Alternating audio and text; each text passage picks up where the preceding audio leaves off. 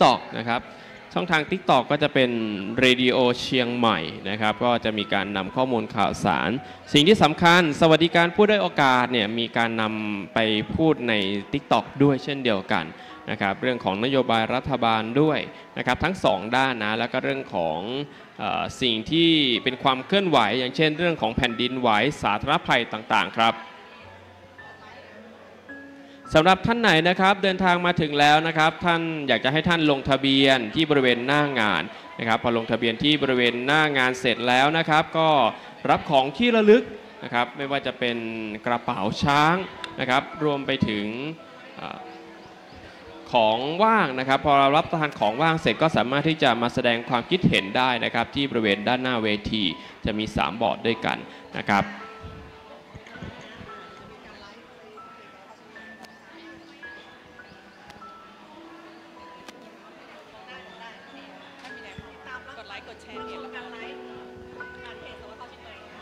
สำหรับใครที่เดินทางมาแล้วนะครับลงทะเบียนเรียบร้อยแล้วแสดงความคิดเห็นเรียบร้อยแล้วครับตอนนี้เราจะมีการไลฟ์สดด้วยนะครับที่เพจของสวท.เชียงใหม่ PRD ในขณะนี้นะครับตอนนี้ก็จะมีทั้งพี่หมวยพี่แจงนะครับค่ะตอนนี้ขออนุญาตเรียนเชิญท่านผู้อำนวยการสวท.เชียงใหม่บริเวณแบ็กดรอปนะคะซึ่งตอนนี้ค่ะแขกผู้มีเกียรติทุกท่านคะเราจะมีการถ่ายทอดผ่านทาง Facebook Live ของสวท.เชียงใหม่ PRD ต้องขอความกรุณาแขกผู้มีเกียรติทุกท่านช่วยกดไลค์กดแชร์เพื่อที่จะให้ทางแฟนเพจของแต่ละหน่วยงานนะคะได้เห็นภาพบรรยากาศของการจัดงานครบรอบ 54 ปีสวท.เชียงใหม่ค่ะสำหรับในช่วงนี้นะคะเราไลฟ์สดผ่านเพจของสวท.เชียงใหม่ PRD ค่ะในช่วงแรกนี้นะคะเป็นในช่วงเช้ากิจกรรมของเราก็จะขอเชิญชวนทุกท่านลงทะเบียนเรียบร้อยแล้วก็จะมีการเสวนาพูดคุยค่ะขอความเห็นที่เป็นประโยชน์กับการพัฒนาสื่อหลักและสื่อออนไลน์ของสวท.เชียงใหม่โดยเฉพาะกรมประชาสัมพันธ์ของเรานะคะในช่วงนี้ขอเรียนเชิญท่านผอ.สวท.เชียงใหม่ท่านผอ.สุพินจินดาหลวงได้กล่าวทักทายแขกผู้มีเกียรติทุกท่านค่ะค่ะสวัสดีค่ะขอสวัสดีท่านผู้ที่อยู่ในงานแห่งนี้นะคะท่านผู้มีเกียรติทุกท่านนะคะที่รับชมอยู่ทางบ้านด้วยนะคะทาง Facebook Live ของสวท.เชียงใหม่ PRD นะคะวันนี้ถือว่าเป็นวันดีวันฤกษ์ดีนะคะที่สวท.เชียงใหม่ของเราได้จัดกิจกรรมโครงการดีๆสารสัมพันธ์เครือข่ายประชาสัมพันธ์ของสวท.เชียงใหม่ของเรานะคะเรามีเครือข่ายที่ร่วมกันทำงานนะคะสวท.เชียงใหม่ไม่ได้อยู่โดดเดี่ยวนะคะเรามีเครือข่ายบูรณาการร่วมกันนะคะการทำงานให้ประสบความสำเร็จของเราการที่จะสู่เป้าหมายในการประชาสัมพันธ์เราต้องมีเครือข่ายไม่ว่าจะทั้งภาครัฐภาคเอกชนและพี่น้องประชาชนรวมถึงเครือข่ายแฟนคลับผู้ฟังทางบ้านด้วยนะคะผู้ฟังทางแฟนเพจของสวท.เชียงใหม่ด้วยวันนี้ก็เป็นโอกาสที่ดีนะคะที่เราได้จัดกิจกรรมร่วมกันค่ะขอบคุณท่านผอ.สวท.เชียงใหม่นะคะเดี๋ยวในช่วงนี้จะพาไปชมบรรยากาศว่าการจัดงานในงานของเรานั้นมีอะไรบ้างเมื่อแขกผู้มีเกียรติทุกท่านเดินทางมาถึงลงทะเบียนเรียบร้อยแล้วก็จะได้ขอเรียนเชิญบันทึกภาพเป็นที่ระลึกกับท่านผอ.สวท.เชียงใหม่บริเวณแบ็กดรอปนะคะเดี๋ยวพาไปดูในจุดลงทะเบียนค่ะสำหรับแขกผู้มีเกียรติทุกท่านทั้งหน่วยงานภาครัฐภาคเอกชนค่ะผู้บริหารองค์กรหน่วยงานต่างๆเครือข่ายอปมช.เครือข่ายประชาสัมพันธ์ของจังหวัดเชียงใหม่แฟนๆรายการของสวท.เชียงใหม่นะคะและทีมผู้จัดรายการจากหน่วยงานต่างๆไม่ว่าจะเป็นประกันสังคมค่ะก็มาร่วมจัดรายการกับเรากกต.เชียงใหม่นะคะและอีกหลากหลายหน่วยงานที่ในวันนี้ถือได้ว่าเป็นโอกาสรวมพลคนจัดรายการดีไหมคะตอนนี้เราอยู่กับคุณโรตีเมทัศน์แจ่มศรีค่ะเดี๋ยวให้ทางกล้องของ Facebook Live ตามเรามาด้วยนะคะขอเชิญกล้องของทาง Facebook Live ค่ะตามเรามาด้วยนะคะสำหรับในช่วงนี้ค่ะบรรยากาศที่เดินทางมาถึงแล้วแขกผู้มีเกียรติทุกท่านเชิญลงทะเบียนนะคะเนื่องจากว่าโครงการของเราไม่มีแบบประเมินแต่เราจะขอคำแนะนำความคิดเห็นจากแขกผู้มีเกียรติทุกท่านค่ะในฐานะของผู้บริหารในฐ ฐานะของผู้รับฟังรายการวิทยุ ในฐานะของนักจัดรายการในฐานะของเครือข่ายภาคประชาสัมพันธ์ของกรมประชาสัมพันธ์นะคะให้ความเห็นบริเวณบอร์ดด้านข้างเวทีเดี๋ยวอีกสักครู่เราจะเปิดเวทีโครงการการประชุมเชิงปฏิบัติการเครือข่ายประชาสัมพันธ์สวท.เชียงใหม่รู้เท่าทันสื่อในปัจจุบันนะคะถือเป็นสื่อที่มีความหลากหลายรวดเร็วค่ะแต่ความแม่นยำต้องการันตีด้วยหน่วยงานภาครัฐเท่านั้นนะคะใช่ครับเพราะว่าในแต่ละครั้งที่เราจะนำเสนอเนี่ยเราก็จะมีการนำผู้มีส่วนได้ส่วนเสียโดยตรงนะครับมาประชาสัมพันธ์มาพูดคุยมาบอกต่อมาตอบคำถามมีหลายรายการด้วยกันนะครับไม่ว่าจะเป็นรายการมองเชียงใหม่ช่วงเช้านะที่จะมีการนำทั้งอปมชนะครับนำพี่ๆน้องๆเนี่ยมาให้ข้อมูลนะครับในขณะเดียวกันนะครับในช่วงวันศุกร์นะครับช่วง 8 โมงเช้าถึง 9 โมงเช้านะครับเราจะมีรายการผู้ว่าราชการจังหวัดเชียงใหม่พบประชาชนเป็นการทำงานร่วมกันครับพี่แจงระหว่างสวท.เชียงใหม่และทางประชาสัมพันธ์จังหวัดเชียงใหม่นะครับก็เป็นหน่วยงานสังกัดกรมประชาสัมพันธ์ใช่ทางประชาสัมพันธ์จังหวัดเชียงใหม่เนี่ยก็จะมีการนำหัวหน้าส่วนราชการนะครับมาตอบประเด็นคำถามต่างๆนะครับที่จะต้องรู้หรือว่ากิจกรรมต่างๆที่จะมีขึ้นในจังหวัดเชียงใหม่ด้วยเดี๋ยวให้น้องโรตีนแนะนำพื้นที่ตรงนี้กันนิดนึงว่าลงทะเบียนแล้วในวันนี้จะได้รับอะไรบ้างนะคะและด้านหลังของเราก็จะมีเบรกอาหารว่างบริการเซลฟ์เซอร์วิสค่ะ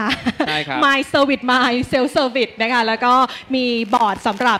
รับฟังทุกความคิดเห็นและพร้อมรับทุกคำแนะนำไปพัฒนาสื่อของเราค่ะครับสำหรับใครที่เดินทางเข้ามาแล้วนะครับก็สามารถที่จะมาลงทะเบียนได้ที่บริเวณหน้างานของเราเลยจะมีเจ้าหน้าที่คอยให้นะครับและลงทะเบียนเสร็จก็รับของที่ระลึกนะครับก็คือเป็นกระเป๋าช้างสีม่วงน่ารักมากเลยนะครับก็สามารถที่จะนำไปใช้ได้หลากหลายรูปแบบนะครับท่านสามารถจะสแกน QR code ได้ที่บริเวณบัตรที่ติดอยู่ที่กระเป๋าช้างนะครับก็จะมี QR code ให้สแกนเป็นเพจ Facebook ของสวท.เชียงใหม่ PRD นะครับหลังจากที่ท่านลงทะเบียนเรียบร้อยแล้วนะครับสามารถที่จะมารับของว่างได้นะครับไม่ว่าจะเป็นขนมสอดไส้แตงไทยแล้วก็ขนมกล้วยนะครับพอหลังจากที่ท่านรับของว่างเรียบร้อยนะครับท่านสามารถที่จะไปแสดงความคิดเห็นได้แต่ว่าอีกหนึ่งบูธที่อยากจะพาคุณผู้ชมทุกท่านนะครับมาติดตามกันก็คือบูธที่ภาคีเครือข่ายของเรานะครับมาจัดในพื้นที่ด้วยนะครับเพื่อที่จะให้พี่น้องประชาชนนะครับรวมถึงอปมช.ที่เข้าร่วมงานเนี่ยมาเล่นกิจกรรมกันได้ครับค่ะคุณผู้ชมที่ตามรับชมทางเพจของสวท.เชียงใหม่ PRD นะคะและทุกท่านที่อยู่ในงานเขาวันนี้เราได้รับเกียรติจากภาคส่วนทั้งภาครัฐภาคเอกชนค่ะมาร่วมกันจัดบูธเพื่อนำเสนอในประเด็นการสื่อสารรู้เท่าทันสื่อประเด็นแรกก็คือเรื่องของบุหรี่ไฟฟ้าซึ่งถือว่าเป็นนโยบายหลักแล้วก็ถือว่าเป็นวาระสำคัญที่จะต้องขับเคลื่อนในเรื่องของการประชาสัมพันธ์สร้างความรู้ความเข้าใจวันนี้เราอยู่กับท่านผู้กำกับต้อมค่ะใครที่เป็นแฟนรายการช่วงเย็นๆนะคะดีเจเสียงสวยๆท่านนี้ค่ะสวัสดีค่ะค่ะก็ยินดีต้อนรับนะคะเข้าสู่บูธของตำรวจภูธรภาค 5 ค่ะก็ขออนุญาตนะคะท่านพลตำรวจโทกฤษพลยี่สาครผู้บัญชาการตำรวจภูธรภาค 5 นะคะก็เห็นความสำคัญในเรื่องของปัญหาเกี่ยวกับในเรื่องของบุหรี่ไฟฟ้าค่ะวันนี้เราก็เลยมาจัดตั้งบูธนะคะรณรงค์ไม่เอาบุหรี่แล้วก็บุหรี่ไฟฟ้าค่ะซึ่งในปีนี้นะคะธีมของการรณรงค์ก็จะเป็นในเรื่องของการกระชากหน้ากากธุรกิจบุหรี่ไฟฟ้านะคะเพราะว่านิโคตินเสพติดจนตายดังนั้นนะคะก็อยากจะเชิญชวนให้กับทุกท่านนะคะที่สูบบุหรี่นะคะเลิกสูบบุหรี่แล้วก็ร่วมกันปกป้องเด็กแล้วก็เยาวชนจากบุหรี่ไฟฟ้าด้วยค่ะสำหรับบูธของเราในวันนี้นะคะเราก็จะเชิญชวนให้กับทุกท่านนะคะช่วยกันรณรงค์ในเรื่องของการไม่เอาบุหรี่ไฟฟ้านะคะและสำหรับทุกท่านที่มาช่วยรณรงค์นะคะถือป้ายนะคะแล้วก็บันทึกภาพนะคะแชร์เราก็จะมีกิจกรรมให้ร่วมสนุกนะคะก็คือมีการจับของรางวัลด้วยนะคะว่าท่านไหนจะได้รับของรางวัลเป็นอะไรนะคะอันนี้ก็จะเป็นกิจกรรมที่บูธของตำรวจภูธรภาค 5 ค่ะฝากคุณผู้ฟังพี่น้องประชาชนนะคะถ้าหากว่าท่านทราบเบาะแสในเรื่องของการขายนะคะผลิตขายนำเข้านะคะบุหรี่ไฟฟ้าท่านสามารถแจ้งให้ทางเจ้าหน้าที่ตำรวจทราบนะคะมีช่องทางสายด่วน 191ค่ะแล้วก็ช่องทาง Line @police5 นะคะก็ขอความร่วมมือทุกท่านนะคะแจ้งเบาะแสให้กับทางเจ้าหน้าที่ตำรวจทราบค่ะขอบคุณมากค่ะขอบพระคุณท่านดีเจสูงสวยๆนะคะต้องบอกเป็นดีเจเสียงสวยจริงๆตัวจริงก็สวยมากๆสำหรับแฟนคลับของผู้กำกับต้อมค่ะก็มีรายการจราจรเพื่อชุมชนทุกๆเย็นนะคะในช่วงเวลา 16 นาฬิกาถึง 17 นาฬิกาทาง FM 93.25 เมกะเฮิรตซ์ค่ะมาที่อีกบูธหนึ่งนะคะซึ่งมีความสำคัญในการสื่อสารในยุคปัจจุบันก็คือเรื่องของเด็กและเยาวชนค่ะได้รับเกียรติจากโฟกัสนะคะมูลนิธิเพื่อความเข้าใจเด็กค่ะสวัสดีค่ะโฟกัสนะคะหรือว่ามูลนิธิเพื่อความเข้าใจเด็กนะคะหน่วยงานของเรานะคะตั้งอยู่ที่จังหวัดเชียงใหม่นะคะแต่ว่าเรามีพื้นที่การทำงานอยู่ที่8จังหวัดภาคเหนือตอนบนแล้วก็รวมที่อำเภอแม่สอดจังหวัดตากอีก1จังหวัดนะคะก็มูลนิธิเรานะคะให้การช่วยเหลือกลุ่มเปราะบางในสังคมนะคะรวมถึงเด็กแล้วก็ผู้เสียหายที่ถูกละเมิดนะคะหรือว่าเป็นผู้เสียหายจากการถูกหลอกลวงไปค้ามนุษย์นะคะเราก็ช่วยเหลือเรามีนักสังคมนักกฎหมายนะคะช่วยเหลือทุกกระบวนการจนถึงสิ้นสุดกระบวนการเลยค่ะแล้วมีการทำงานร่วมกับหน่วยงานทั้งภาครัฐและก็ภาคเอกชนในพื้นที่นะคะก็วันนี้นะคะเรามีสื่อให้ความรู้นะคะก็จะเป็นสื่อเตือนภัยศูนย์หลอกลวงทางออนไลน์นะคะมาแจกแล้วก็ให้ความรู้กับทุกท่านค่ะสำหรับใครนะคะที่มีเหตุนะคะที่เกี่ยวข้องกับการค้ามนุษย์หรือว่าการกระทำความรุนแรงทางเพศหรือทางรูปแบบต่างๆนะคะสามารถแจ้งมาที่หน่วยงานของเราได้นะคะก็สามารถมารับโบรชัวร์ได้นะคะทุกท่านที่สนใจขอบคุณค่ะขอบคุณเป็นอย่างสูงเลยนะครับก็ถือว่าเป็นเรื่องที่เราจะต้องรับทราบกันด้วยนะครับใครที่เป็นผู้ปกครองนะครับอย่าลืมนะครับสามารถที่จะโทรไปได้นะครับที่ทางมูลนิธิเพื่อความเข้าใจเด็กครับค่ะตอนนี้เรามาอยู่กันในเรื่องประเด็นการสื่อสารรู้เท่าทันสื่อโดยเฉพาะเรื่องของสิ่งแวดล้อมค่ะมีหลายภาคส่วนที่ขับเคลื่อนเรื่องอากาศสะอาดลดฝุ่น PM 2.5 เรื่องความหลากหลายทางชีวภาพและการหวงแหนทรัพยากรให้ยังคงอยู่ชั่วลูกชั่วหลานวันนี้เราอยู่กับมูลนิธิรักไทยสวัสดีพี่หลิวค่ะสวัสดีครับก็จากมูลนิธิรักไทยครับความจริงแล้วเนี่ยมูลนิธิรักไทยเนี่ยทำงานหลายประเด็นสิ่งแวดล้อมเป็นประเด็นหนึ่งครับที่มูลนิธิรักไทยเนี่ยให้ความสำคัญแล้วก็ดำเนินงานเรื่องนี้รวมถึงความหลากหลายทางชีวภาพวันนี้เนี่ยก็มีกิจกรรมที่จะชวนผู้เข้าร่วมนะครับได้สนุกกับการเรียนรู้ว่าธรรมชาติมีความหลากหลายและความหลากหลายของธรรมชาติเนี่ยก็มีความเชื่อมโยงสัมพันธ์กันแล้วก็การที่เราจะได้รู้จักสิ่งเหล่านี้ดูแลสิ่งเหล่านี้เนี่ยก็ทำให้เห็นถึงความสำคัญที่จะร่วมกันอนุรักษ์ธรรมชาติซึ่งกิจกรรมนี้เนี่ยเด็กๆก็จะเล่นแล้วก็จะสนุกแล้วก็ได้เรียนรู้กับธรรมชาติครับซึ่งจะมีแอปพลิเคชันเนาะที่เราใช้ซึ่งเป็นการสะสมแมลงครับสะสมแมลงสะสมสิ่งมีชีวิตในธรรมชาตินะครับอันนี้เนี่ยก็เป็นการเก็บฐานข้อมูลในพื้นที่ในระดับพื้นที่ก็ยกระดับเป็นเรื่องของวิทยาศาสตร์ภาคพลเมืองซึ่งทุกคนก็เป็นนักวิทยาศาสตร์ภาคพลเมืองได้เช่นกันโอ้โหกิจกรรมน่าสนใจมากๆแต่ว่าวันนี้ถ้ามาร่วมกิจกรรมที่บูธของมูลนิธิรักไทยแล้วมีของรางวัลแจกด้วยค่ะมาก่อนเล่นก่อนได้ของก่อนดีไหมคะวันนี้ก็ย่อส่วนกิจกรรมก็เน้นที่ผู้เข้าร่วมเนี่ยสนุกแล้วก็ได้เรียนรู้นะครับแล้วก็ได้ของรางวัลด้วยโอ้โหมาสนุกสนานกันได้ที่บูธของมูลนิธิรักไทยค่ะเดี๋ยวมากันต่อทางด้านนี้คึกคักมากจริงๆนะคะนอกเหนือจากภาครัฐภาคเอกชนแล้ววันนี้เรามีมูลนิธินะคะแล้วก็ห้างสรรพสินค้าที่ถือว่าให้การซัพพอร์ตและสนับสนุนกิจกรรมดีๆของสวท.เชียงใหม่ของเรามาอย่างต่อเนื่องค่ะตอนนี้เราอยู่กันที่บูธของ Central Festival เชียงใหม่ค่ะสวัสดีค่ะสวัสดีครับสวัสดีครับสวัสดีครับแนะนำกันหน่อยค่ะว่าวันนี้ทางเซ็นทรัลมีกิจกรรมอะไรมาให้เราร่วมสนุกและรับของรางวัลกันบ้างครับสำหรับห้างสรรพสินค้าสาขาเฟสติวัลเชียงใหม่นะครับโอเคครับครับวันนี้นะฮะเราก็จะมีในส่วนของการประชาสัมพันธ์นะครับกับแอปพลิเคชันที่ชื่อว่า Central App นะครับในโอกาสครบรอบ11ปีนะฮะที่ Central App เรานะครับได้บริการให้ลูกค้านะครับในการช็อปออนไลน์ตลอด24ชั่วโมงครับในช่วงนี้นะฮะจะเป็นโปรโมชั่นของ Happy Best Deal นะครับช็อปออนไลน์ได้สแกนตัวนี้นะครับวันนี้หลายๆท่านที่มาร่วมงานนะครับก็ได้รับรอยยิ้มแล้วก็ความสุขเนาะรวมถึงของแจกนะครับวันนี้เรียกว่าเราจัดหนักจัดเต็มไปเลยทีเดียวนะครับอย่าลืมนะฮะแอปพลิเคชันที่ชื่อว่า Central App ครับโหลดได้ที่นี่เลยครับโอเคตรงนี้นะฮะแวะมากันที่บูธของ Central Festival เชียงใหม่นะคะมีเพิ่มเติมไหมคะ มีเพิ่มเติมนะฮะก็ในส่วนของแอปพลิเคชัน The One นะครับแล้วก็รวมถึงนะครับ Line Official ของเรานะครับ ค่ะ Facebook TikTok ครับยังไงทุกโซเชียลทุกช่องทางนะครับเนี่ยแนะนำกันได้เลยนะครับ อยากได้กระเป๋าอยากได้กระเป๋าก ระเป๋านี้ ช้อปปิ้งแบ็คแบบนี้ อยากได้หมอนรองคอต้องรีบกันนิดนึงนะคะทุกท่าน ครั ค่ะ บ ต้องรีบกันนิดนึงเรามาช้อปปิ้งของฟรีมี ครับ มาบอก ใช่ใช่ฮะใช่ อ๋อ ฮะ ของฟรี โอ มี เค มาบ ค อ รับ ก มีจำนวนจำกัดนะฮะ มีจำนวนจำกัด จำนวนจำกัดนะครับยังไง โอเค แวะนะครับจะเที่ยวชมได้นะครับที่บูธของห้างสรรพสินค้าเซ็นทรัลสาขาเฟสติวัลเชียงใหม่ครับ โอเคขอบคุณ ขอบคุณมากครับขอบคุณมาก ขอบคุณ ครับ ค่ะ มีค่าโปรโมทไหมคะสัก1 ใบ ยังไม่ทันได้เล่นเกมเลยมากันต่อค่ะกับเครือข่ายใจดีของเราโรบินสันเชียงใหม่ค่ะ สวัสดีครับจากโรบินสันเชียงใหม่ครับวันนี้ก็รู้สึกยินดีเป็นอย่างยิ่งที่ได้มาเป็นส่วนหนึ่งในส่วนของกิจกรรมในวันนี้ครับโรบินสันเชียงใหม่ของเราก็ได้มาออกบูธกิจกรรมครับในการแนะนำแอปพลิเคชันเพื่อมอบสิทธิประโยชน์สูงสุดให้กับลูกค้าของโรบินสันเชียงใหม่ของเรานั่นเอง ค่ะ เพียงแค่ถือโทรศัพท์มือถือมาแล้วก็ดาวน์โหลดก็จะได้รับในส่วนของพรีเมียมไม่ว่าจะเป็นแก้วน้ำช่วงนี้หน้าฝนเราก็เลยเตรียมในส่วนของเสื้อกันฝนมาให้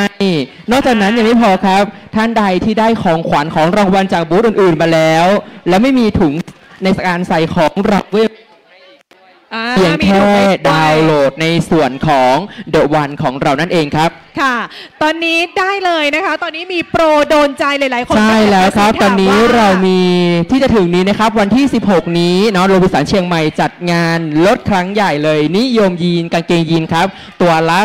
250 บาทเท่านั้นพิเศษสุดเลยสำหรับแขกผู้มีเกียรติที่มาร่วมงานในวันนี้จะได้รับคูปองแบบนี้ครับพี่แจงซื้อ 5 ตัวในราคา 1,000 บาทเฉลี่ยแล้วตกเพียงตัวละ200 บาท นี่ เฉพาะแขกผู้มีเกียรติที่มาร่วมงานในครั้งนี้เท่านั้นติดต่อรับคูปองได้ที่บูธของโรบินสันเชียงใหม่ของเราเท่านั้นเอง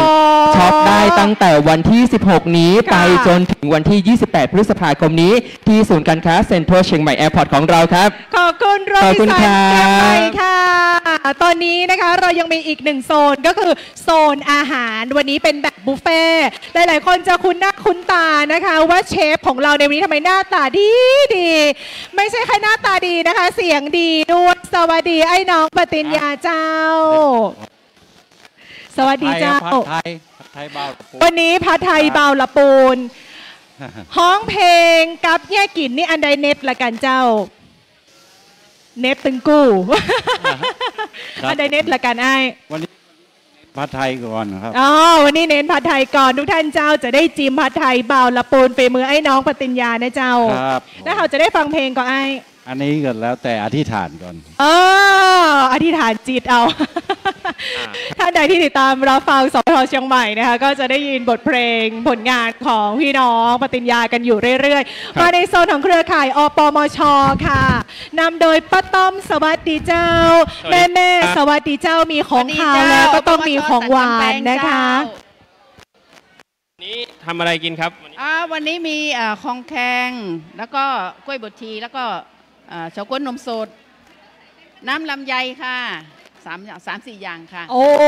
การันตีความอร่อย เจ้าอร่อย การันตีความ แน่นอนเจ้า ล้ำเจ้า เจ้า เดี๋ยวเราก็ ขอบคุณเจ้า จะเปิดให้บริการหลังจากที่ทำเสร็จเรียบร้อยแล้วนะคะ เจ้า ทุกท่านก็สามารถมาเดินช้อปปิ้งบุฟเฟ่อาหารกันได้ เจ้ามี มีโต๊ะเก้าอี้ให้บริการเอาละค่ะ เจ้า แขกผู้มีเกียรติทุกท่าน ข คะ อบคุณเจ้า เดี๋ยวอีกสักครู่หนึ่งจะนำ ครับ เข้าสู่ในช่วงของการประชุมเชิงปฏิบัติการ ซึ่งเราก็จะมาร่วมพูดคุยหารือแนวทางนะคะ แล้วก็การที่จะขับเคลื่อนการสื่อสารในยุคปัจจุบันทั้งสื่อหลักแล้วก็สื่อออนไลน์อย่างไร ให้ตอบโจทย์ความต้องการของคุณผู้ฟังทุกท่านรวมไปถึงเราจะขับเคลื่อนนโยบายสำคัญไปพร้อมๆกันอย่างไร ให้เกิดประสิทธิภาพและประสิทธิผล แก่พี่น้องประชาชนทุกท่านค่ะ ใช่ครับ ตอนนี้ขออนุญาตมาในโซนของเวทีเล็กๆนะคะ แต่จะเป็นเวทีที่มีพลังการขับเคลื่อนมหาศาลเพราะได้รับความสำคัญจาก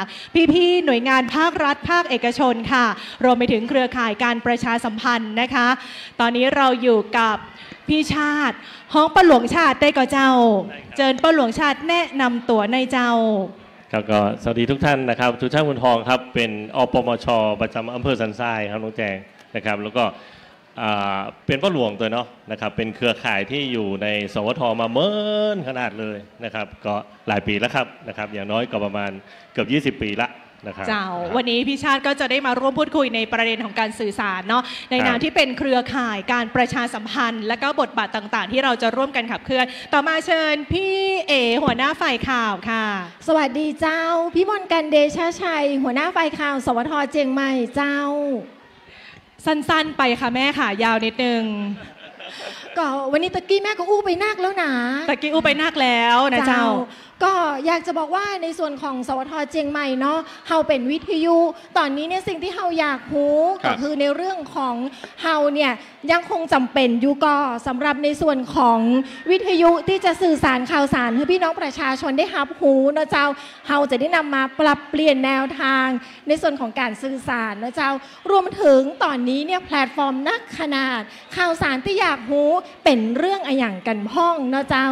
รวมไปถึงในอนาคตข้างหน้าเนี่ยเราจะมีแพลตฟอร์มต่างๆอยากให้เราปรับเปลี่ยนแพลตฟอร์มเป็นจะได้พ้องเดี๋ยวเรามาอู้กันสั้นๆนะเจ้าต่อมานะครับผมเมทัศน์แจ่มศรีนะครับเป็นผู้ดำเนินรายการไม่ว่าจะเป็นรายการสาระดีๆที่639นะครับที่คลื่น AM 639กิโลเฮิรตซ์แล้วก็คลื่น93แล้วก็จะมีรายการผู้ว่าราชการจังหวัดเชียงใหม่พบประชาชนนะครับออกอากาศในวันศุกร์ช่วงเวลาตั้งแต่8 โมงเช้าถึง9 โมงเช้าครับที่เป็นรายการที่จะนำหัวหน้าส่วนราชการต่างๆมาพูดถึงเรื่องของนโยบายการพัฒนาจังหวัดเชียงใหม่ด้วยนะครับรวมถึงรายการบ้านไม่รู้โรยรายการเพื่อสุขภาพนะครับก็จะจัดในช่วง4 โมงเย็นถึง5 โมงเย็นนะครับของวันจันทร์ถึงวันศุกร์เลยนะครับค่ะแจงอลิสาเปียงตั้งค่ะนักจัดรายการสวทเชียงใหม่นะสื่อสารมวลชนปฏิบัติการอยู่ฝ่ายรายการนะคะทุกท่านก็จะได้ยินเสียงทาง AM 639ค่ะในหลายๆรายการก็คือสาระดีๆที่639นะคะเล่าเรื่องเมืองล้านนาค่ะถ้าทาง FM 93.25 เราก็จะมีรายการที่เป็นประโยชน์คือรายการ100 เรื่องเล่านะคะในประเด็นของการขับเคลื่อนเศรษฐกิจ SME Startup และการเปิดประตูสู่การค้าชายแดนรวมไปถึงการขับเคลื่อนเศรษฐกิจของจังหวัดเชียงใหม่ในพื้นที่ภาคเหนือด้วยค่ะแล้วก็จะเจอกันตามไลฟ์สดของเพจสวทเชียงใหม่ PRD นะคะก็จะเจอกับเรา2 คนและทีมงานเป็นประจำค่ะแนะนำตัวกันพอเท่านี้ก่อนแต่ในวันนี้ค่ะแขกผู้มีเกียรติมาจากหลากหลายหน่วยงานนะคะไม่ว่าจะเป็นหัวหน้าส่วนราชการค่ะที่เป็นเครือข่ายสำคัญนะคะวันนี้ถือว่าเป็นโอกาสดีมากๆเราจะเริ่มต้นจาก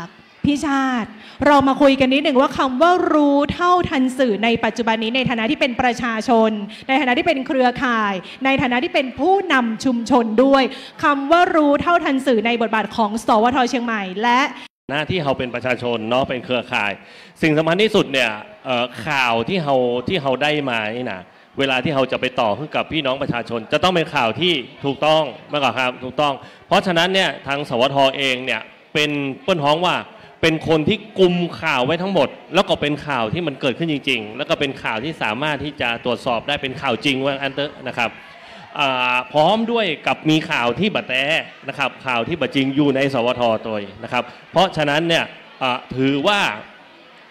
สวทเชียงใหม่ของเราเนี่ยเป็นแหล่งที่สามารถที่จะกระจายทั้งข่าวดีและข่าวบดีนะครับข่าวที่เป็นข่าวปลอมนะครับสมมติว่าน้องแจงส่งข่าวมาว่าอาชาติอันนี้มันเป็นข่าวบะแต้เนอะเนาะอันฝากประชาสัมพันธ์เพื่อกรรมเฮากับเอาข่าวบดีเนี่ยไปประชาสัมพันธ์ว่าอันนี้มันไม่ใช่ข่าวแต้เนอะนะครับบอกว่าจะเป็นหอกระจายข่าวบอกว่าจะเป็นเพจของชุมชนบอกว่าจะเป็นไลน์ของหมู่บ้านไลน์ของตำบลไลน์ของอำเภอนะครับอันนี้ก็ถือว่าเป็นสิ่งที่ดีๆที่เกิดขึ้นเกี่ยวกับเรื่องสื่อนะครับสวทกับเครือข่ายของเราเพราะฉะนั้นเนี่ยความจำเป็นของสถานีวิทยุของเราเนี่ยมีความจำเป็นอยู่นะครับมีความจำเป็นอยู่หนึ่งก็คือสามารถเป็นแหล่งข่าวกรองที่สำคัญของเราได้นะครับอันนี้สำคัญมากเข้าถึงประชาชนได้จริงไหมแม่นฮะเข้าถึงประชาชนคือถ้าสมมุติว่าเอาง่ายๆเนาะประชาชนทุกคนบ่ได้ฟังวิทยุทุกคนถูกต้องหรอครับเพราะฉะนั้นจะมีช่องทางไหนก็แล้วแต่นะครับสามารถสื่อสารไปกับตัวกลางเนาะอย่างผมเนี่ยเป็นเครือข่ายเนี่ยถือว่าเป็นตัวกลางระหว่างสวทเชียงใหม่กับพี่น้องประชาชนนะครับก็ไม่ใช่แค่ว่า ในหมู่บ้านของนกเกา5-6 หลังนี่ไม่ใช่นะครับเป็นในทั้งระดับหมู่บ้านระดับตำบลระดับอำเภอรวมไปถึงในระดับของจังหวัดด้วยเนาะเจ้าวันนี้ต้องขออนุญาตกราบนมัสการพระอาจารย์พระมหาสง่านะเจ้าวัดผาลาที่ในวันนี้ได้เมตตามาร่วมงานบุญในโอกาสครบรอบ54 ปีสวท.เชียงใหม่คุณผู้ฟังเจ้าท่านพระอาจารย์พระมหาสง่านี่ถือว่าเป็นบุคคลสำคัญของสวท.เชียงใหม่นะเจ้าที่ท่านมีเมตตาในการช่วยสื่อสารและก็ยังรวมไปถึงสนับสนุนกิจกรรมอันเป็นประโยชน์ต่างๆกราบเมตตาพระคุณเจ้าในโอกาสนี้ได้รับเกียรติจากท่านผู้ว่าราชการจังหวัดเชียงใหม่ค่ะท่านนิรัตน์พงษ์สิทธิถาวรอีกสักครู่หนึ่งท่านก็จะเข้าร่วมกิจกรรมในส่วนของงานทำบุญครบรอบ54 ปีสวท.เชียงใหม่นะคะและยังรวมไปถึงหัวหน้าส่วนราชการทุกท่านทั้งหน่วยงานสังกัดกระทรวงพม.ประกันสังคมค่ะองค์การบริหารส่วนตำบลเทศบาลต่างๆองค์การมหาชนของพิงคนครนะคะและหน่วยงานสำคัญที่ให้เกียรติเป็นอย่างสูงกับสวท.เชียงใหม่ในโอกาสครบรอบ54 ปีในครั้งนี้ทุกท่านคะตอนนี้เราอยู่ในเวทีเสวนาซึ่งเป็นช่วงเวลาที่สำคัญค่ะที่เราจะได้มาสะท้อนถึงบทบาทของกรมประชาสัมพันธ์ในการสื่อสารรูปแบบการสื่อสารสื่อวิทยุนะคะมากันต่อในประเด็นของพี่ชาติอีกนิดนึงค่ะวันนี้ประชาชนอยากฟังอะไรจากสวท.เชียงใหม่จริงๆต้องอธิบายอย่างนี้เนาะในฐานะที่เป็นประชาชนเนาะนะครับสิ่งที่เราอยากได้คือเราอยากได้ข่าวง่ายๆนะข่าวที่มันต้องมีเนื้อเปิ้ลฮ้องว่ามีน้ำนักแต่เนื้อน้อยๆนะเขาบอกแค่ได้นะครับแต่เขาแค่ได้เนื้อนักนะครับเข้มข้นไปเลยก็คือถ้าจะบอกอย่างก็ตั้งใจที่จะบอกในสิ่งนั้นไปเลยนะครับเพราะว่าบางทีเนี่ยเวลาที่เขาจะมาฟังวิทยุเนี่ยมันแบบใจเมินขนาดนั้นชอบการประดิษฐ์คำแม่นครับเล่นสัมบัติสำนวนนักล้ำนี่งงแล้วแม่นก่อนครับแล้วก็จะเข้าเรื่องเมื่อใดหาพี่น้องประชาชนก็จะงงอยู่ในโอกาสนี้ค่ะแขกผู้มีเกียรติทุกท่านค่ะได้รับเกียรติจากท่านผู้ว่าราชการจังหวัดเชียงใหม่ท่านผู้ว่าเซมเบ้ขอเสียงปรบมือต้อนรับท่านผู้ว่าเจ้าท่านผู้ว่าสนใจมาจัดรายการไลฟ์สดกับเฮากับเจ้าทักทายแขกผู้มีเกียรตินะคะเชิญค่ะเชิญทักทายแขกผู้มีเกียรตินะคะวันนี้แขกผู้มีเกียรติทุกท่านค่ะเป็นเกียรติจัดนักเลยท่านผู้ว่าเซมเบ้ขวัญใจของพี่น้องชาวเชียงใหม่สวัสดีท่านจัดนักเจ้าเดี๋ยวเชิญท่านร่วมพูดคุยในเวทีเสวนาค่ะขวัญใจตอนไหนขวัญใจค่ะเดือดร้อนเมื่อไหร่คิดถึงผู้ว่าเซมเบ้เลยเชิญค่ะท่านค่ะเชิญท่านผอ.เจ้าเดี๋ยวเรียนเชิญท่านผู้ว่าทักทายกันนิดหนึ่งนะคะครับสวัสดีพี่น้องประชาชนคนเชียงใหม่แล้วก็นี่เป็นกลุ่มเครือข่ายทำสื่อภาครัฐภาคเอกชนที่เคารพทุกท่านนะตั้งใจแวะมาเยี่ยมมาเยียนผมไม่มีกำหนดการอะไรวันนี้รายงานตอนเช้าแต่ว่าตั้งใจมาเจอครับเพราะว่าการสื่อสารมวลชนนี่เชียงใหม่นี่น่าจะเป็นเมืองที่คนสนใจข่าวสารมากที่สุดเมืองหนึ่งในประเทศไทยนะแล้วก็มีคนทำสื่อในรูปแบบต่างๆเนี่ยออกเยอะมากก็เป็นเรื่องดีที่ทางสวท.ทางกรมประชาสัมพันธ์เนี่ยจะได้ซักซ้อมหรือแนะนำหรือแบบมีอะไรใหม่ๆมาอัปเดตว่าโลกเขาสนใจอะไรแล้วก็วิธีการหาข้อมูลข่าวสารแบบไหนถึงจะได้ข้อเท็จจริงที่เป็นแฟกต์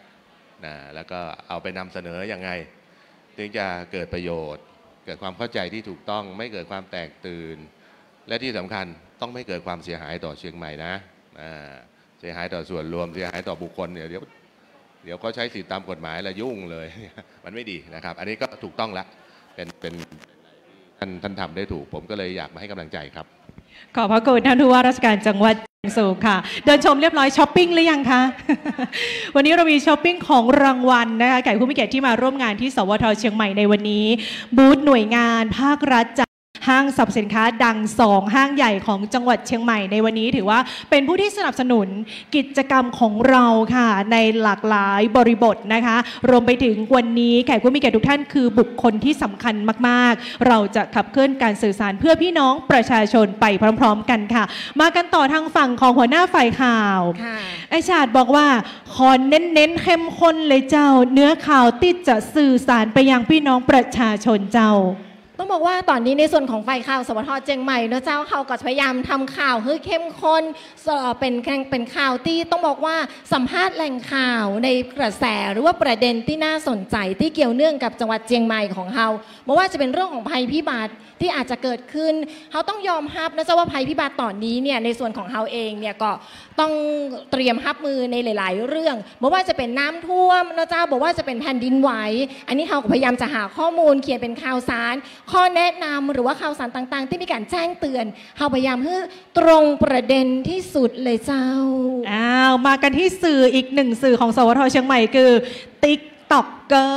นี่ไม่ใช่แค่ดาว TikTok ของสวทเชียงใหม่เท่านั้นเป็นดาว TikTok ของกรมประชาสัมพันธ์เป็นหน้าเป็นตาขนาดเลยเจ้าเพราะว่าสื่อโซเชียลในปัจจุบันนี้ไวเร็วแต่เราจะต้องถูกต้องและชัดเจนด้วยในประเด็นหัวข้อต่างๆที่ได้รับมอบหมายมาน้องโรตีเมธาเจมศรีคือผู้ที่สามารถตีได้แตกตรงประเด็นแล้วก็ส่งต่อได้รู้ชัดเจนเข้าใจยอดคนดูนี่2.5 ล้านนะคะก็ต้องบอกว่าเป็นหนึ่งในดาว TikTok แล้วกันหนึ่งในดาว TikTok ค่ะว่ากรมประชาสัมพันธ์เรามีดาว TikTok ค่อนข้างเยอะนะไม่ว่าจะเป็นพี่กี้เนี่ยทางคุณยิมพิพัฒน์มีหลายท่านด้วยกันที่จะเป็นดาว TikTok ของกรมประชาสัมพันธ์แต่ว่าผมเองก็ถือว่าเป็นหนึ่งใน TikToker แล้วกันที่พยายามที่จะเอาข้อมูลข่าวสารที่มันย่อยแล้วอย่างที่พี่ชาติพูดบอกว่าชาวบ้านเนี่ยคือไม่ได้อยากต้องการอารัมภบทถูกไหมเอาให้มันเป๊ะเลยอยากจะสื่อสารอะไรเนี่ยบอกมาเลยนะเราก็พยายามที่จะพลิกแพลงพยายามที่จะเปลี่ยนบทเวลาที่เราได้บทมาส่วนหนึ่งนะครับก็จะมีการได้บทมาจาก IOC จากกรมประชาสัมพันธ์จากส่วนกลางที่เขาเขียนบทมาให้ว่าหน่วยงานรัฐใช่ไหมเรื่องของยาบ้า5 เม็ดเนี่ยที่หลายคนก็เข้าใจผิดเนาะเราก็พอเราได้โจทย์เข้ามาเนี่ยเราก็ทำการดูว่าบทมันก็บางทีมันก็อาจจะสร้างความเข้าใจผิดได้ซึ่งเราเองในฐานะของ TikToker หรือคนทำ TikTok ของสวทเชียงใหม่เนี่ยก็ต้องเข้าไปศึกษาเรื่องของตัวบทกฎหมายว่าแท้จริงแล้วเนี่ยมันเป็นยังไงตัวบทกฎหมายแต่ก่อนเป็นยังไงเรื่องของยาบ้าแต่ก่อนก็คือ15 เม็ดถ้าคุณครอบครองเกิน15 เม็ดคุณโดนตัดสินฐานผู้ค้าไปเลยแต่ถ้าเกิดว่าคุณครอบครอง15 เม็ดเนี่ยเขาจะต้องเอามาสอบสวนก่อนว่าคุณมีพฤติกรรมเป็นผู้เสพหรือว่าผู้ค้าถ้า15 เม็ดคุณมีอยู่10 เม็ดแต่คุณมีพฤติกรรมฐานผู้ค้าคุณก็โดนฐานผู้ค้าแต่อันนี้คือหลายคนเข้าใจผิดกันพอมาในยุคของรัฐบาลคุณเศรษฐาเนี่ยเปลี่ยนจาก15 เม็ดเหลือ5 เม็ดไงพี่ชาติหลายคนก็บอกงั้นฉันครอบครองยาบ้าไม่ถึง5 เม็ดฉันก็ไม่โดนโทษอะไรสิไม่ใช่นะหลายคนเข้าใจผิดนะแล้วก็ TikToker หลายคนเขาแบบว่านำไปสื่อสารกันแบบผิดไงมันก็สร้างความเข้าใจผิดเราก็เนี่ยกว่าจะได้เราได้โจทย์มาเราก็ไปนั่งดูนั่งเครียดเลยนะนั่งดูตัวบทกฎหมายมันเป็นยังไงที่มาที่ไปเป็นยังไงสรุปใครครอบครองยาบ้าเนี่ยเกิน5 เม็ดคุณโดนตัดสินฐานผู้ค้าเลยถึงแม้ว่าคุณจะเป็นผู้เสพมันเข้มข้นมากขึ้นเห็นไหมจาก15 เม็ดเหลือ5 เม็ดถูกไหมแล้วประชาชนด้วยความที่หลายคนก็ยังเข้าใจผิดเนี่ยก็เรียกร้องจนรัฐบาลคุณเศรษฐาก็เปลี่ยนจาก5 เม็ดเหลือ1 เม็ดนะครับใครครอบครองยาบ้า2 เม็ดคืออะไรคุณโดนตัดสินฐานผู้ค้าไปเลยโทษนี้มันต่างจากผู้เสพนะเยอะมากนะคุณโรตีแล้วครึ่งเม็ดครึ่งเม็ดคุณทางเจ้าหน้าที่ตำรวจครับก็ต้องทำการสอบสวนก่อนคุณมียาบ้าครอบครองครึ่งเม็ดแต่คุณมีพฤติกรรมฐานผู้ค้าคุณก็ควรที่จะโดนโทษฐานผู้ค้าแต่ว่าถ้าคุณมี1 เม็ดคุณจะได้ช้อยเข้ามาเพิ่มเติมคืออะไรรู้ไหมอยากจะบำบัดไหมมีทางออกให้ถ้าคุณบำบัดคุณก็จะไม่โดนโทษแต่คุณต้องเข้ารับการบำบัดตามขั้นตอนและครบทุกขั้นตอนต้องเข้าสู่กระบวนการสอบสวนสืบสวนสอบสวนก่อนเพราะฉะนั้นนี่คือสิ่งที่เป็นที่มาของว่าทำไมคนดูถึงประมาณ 2.5 ล้านวิวเพราะว่าเราอธิบายว่ามันมาจากอะไรอีกหนึ่งประเด็นในดวงใจคือเรื่องผู้ใหญ่บ้านผู้ใหญ่บ้านเป็นคลิปที่มีการดูดเสียงดูดคลิปดูดเนื้อหาของคุณโรตีแล้วไปตัดต่อเผยแพร่ในช่องทางตัวเองแต่ยอดคนดูเยอะกว่าเรา คือผู้ใหญ่ คุณโร บ้าน ตีดิฉันก็น้อยใจแทนคุณนะ ช่องอื่นเขาเอาเสียงคุณไปเอาเนื้อหาของคุณไป คนดูเป็น10 ล้านเลยอ่ะ ไม่เป็นไรไม่เป็นไรถ้าชาวบ้านเขาได้รู้ข้อมูลที่ข้อเท็จจริงไม่เป็นไร ประเด็นเรื่องของผู้ใหญ่บ้านเนี่ยมันจะมีกฎหมายใหม่เข้ามาไงแต่ว่าเรื่องของตอนแรกเนี่ยผู้ใหญ่บ้านเนี่ยมันจะมีความผิดประเภทไหนบ้างเขาจะเหมารวมเลยว่าไม่สามารถเข้ามาเป็นผู้ใหญ่บ้านได้อีก ไม่สามารถสมัครเป็นผู้ใหญ่บ้านได้อีกใช่ไหมฮะแต่ทีนี้ไอ้กฎที่มันเข้ามาเนี่ยหลายท่านก็บอกว่าเอ้ยค้ายาบ้าหรือว่า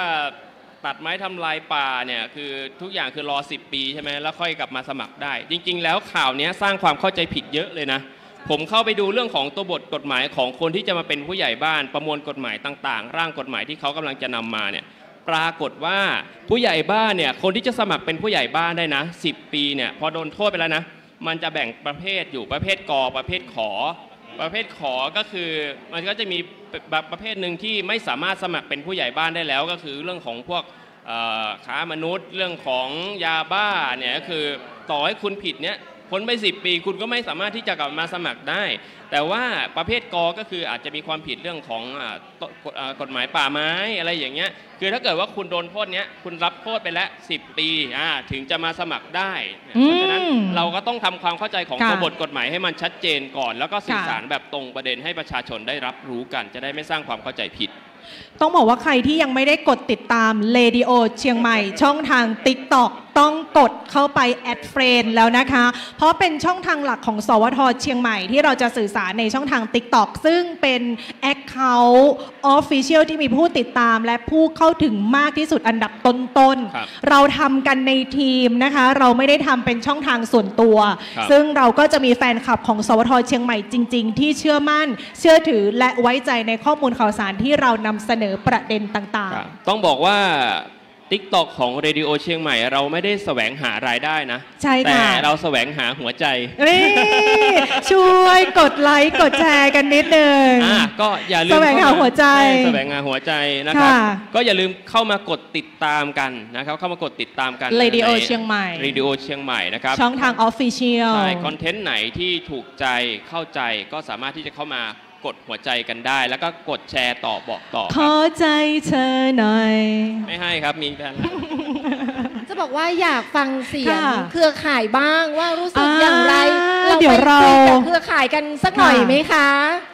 เอาอย่างนี้ดีกว่าในฐานะที่พี่ชาติเป็นอปมชเป็นป้าหลวงเจ้าในเรื่องของการเข้าถึงพี่น้องประชาชนน่าจะคล่องแคล่วและก็คล่องตัวเดี๋ยวให้พี่ชาติเป็นวิทยากรภาคสนามยินดีกับเจ้าได้ครับมาแล้วใครไปด้วยผมโรตีไปด้วยกันเดี๋ยวเราถามเครือข่ายเนาะว่าประเด็นแรกนะครับประเด็นแรกเนี่ยสถานีวิทยุยังมีความสำคัญกับพี่น้องประชาชนอยู่หรือไม่เนาะอันดับแรกเนาะอันที่2ก็เดี๋ยวแตกประเด็นไปนะครับเชิญเลยครับโอเคใครผมจิ้มไหมเดี๋ยวเนาะเดี๋ยวนะครับเอาเป็นพี่น้องประชาชนดีกว่าเนาะเอาพี่จันสวัสดีครับครับสอบถามในประเด็นว่าสถานีวิทยุของเราเนี่ยยังมีความสำคัญต่อพี่น้องประชาชนของจังหวัดเชียงใหม่อยู่หรือไม่นะครับคือวิทยุเนี่ยถือว่าเป็นสื่อกระแสหลักนะครับซึ่งผมในความเห็นส่วนตัวเนี่ยผมมองว่ายังมีความจำเป็นนะครับยิ่งในกลุ่มของคนที่เข้าไม่ถึงในเรื่องของเทคโนโลยีนะครับโดยเฉพาะคนพิการเนี่ยก็ยังใช้วิทยุในการฟังข้อมูลข่าวสารนะครับแล้วก็อย่างหนึ่งเนี่ยก็คืออย่างช่วงที่มีเหตุการณ์ภัยต่างๆนะครับภัยธรรมชาติต่างๆเนี่ยผมว่าวิทยุเนี่ยก็สามารถเข้าถึงประชาชนได้ทั่วถึงหลายๆกลุ่มเป้าหมายที่อยู่ไกลๆอย่างเงี้ยเขาก็จะฟังวิทยุอยู่ครับอีกคำถามหนึ่งเนาะอีกคำถามหนึ่งอยากเห็นสถานีวิทยุของเราเนี่ยเป็นในรูปแบบไหนในอนาคตครับก็วิทยุในอนาคตใช่ไหมครับก็ในส่วนของสวทเนี่ยต้องยอมรับว่าการสื่อสารข้อมูลต่างๆเนี่ยในฐานะที่เราจัดรายการหรืออะไรต่างๆเนี่ยข้อมูลเนี่ยจะต้องชัดเจนแล้วก็เป็นข้อมูลที่เป็นข้อเท็จจริงนะครับถูกต้องถ้าไม่ใช่ข้อเท็จจริงเนี่ยก็อย่างที่ทางพิชาติบอกเราก็ต้องบอกว่าอันเนี้ยมันเป็นข่าวเท็จ นะครับอันเนี้ยประชาชนเขาต้องการ เพราะว่าบางทีถ้าไปเสพสื่ออื่นเนี่ยเราไม่รู้ว่าอันไหนข่าวจริงอันไหนข่าวไม่จริงนะครับเพราะฉะนั้นเนี่ยผมว่าเราเนี่ยเดินมาถูกทางละในส่วนเพราะว่าเราสื่อสารข้อมูลข้อที่จริงที่ตรงไปตรงมากับประชาชนครับขอบคุณมากๆเลยนะครับได้ประโยชน์มากๆเลยเนาะนะครับอันนี้ก็เป็นเสียงยืนยันเนาะนะครับจากเครือข่ายของเราว่าสวท.เชียงใหม่เนี่ยยังมีความจำเป็นแล้วก็มีความสำคัญมากๆนะครับโดยเฉพาะคนที่อาจจะโอกาสในการเข้าถึงสื่อน้อยเนาะโอกาสที่อาจจะได้เห็นสิ่งเขาเรียกอะไรโซเชียลมีเดียเนี่ยน้อยเนี่ยจะได้เสพในข่าวที่เป็นจริงเนาะพี่โรตีเนาะนะครับใช่ครับผมขออีกสักท่านหนึ่งครับขออนุญาตสัมภาษณ์ได้ไหมครับ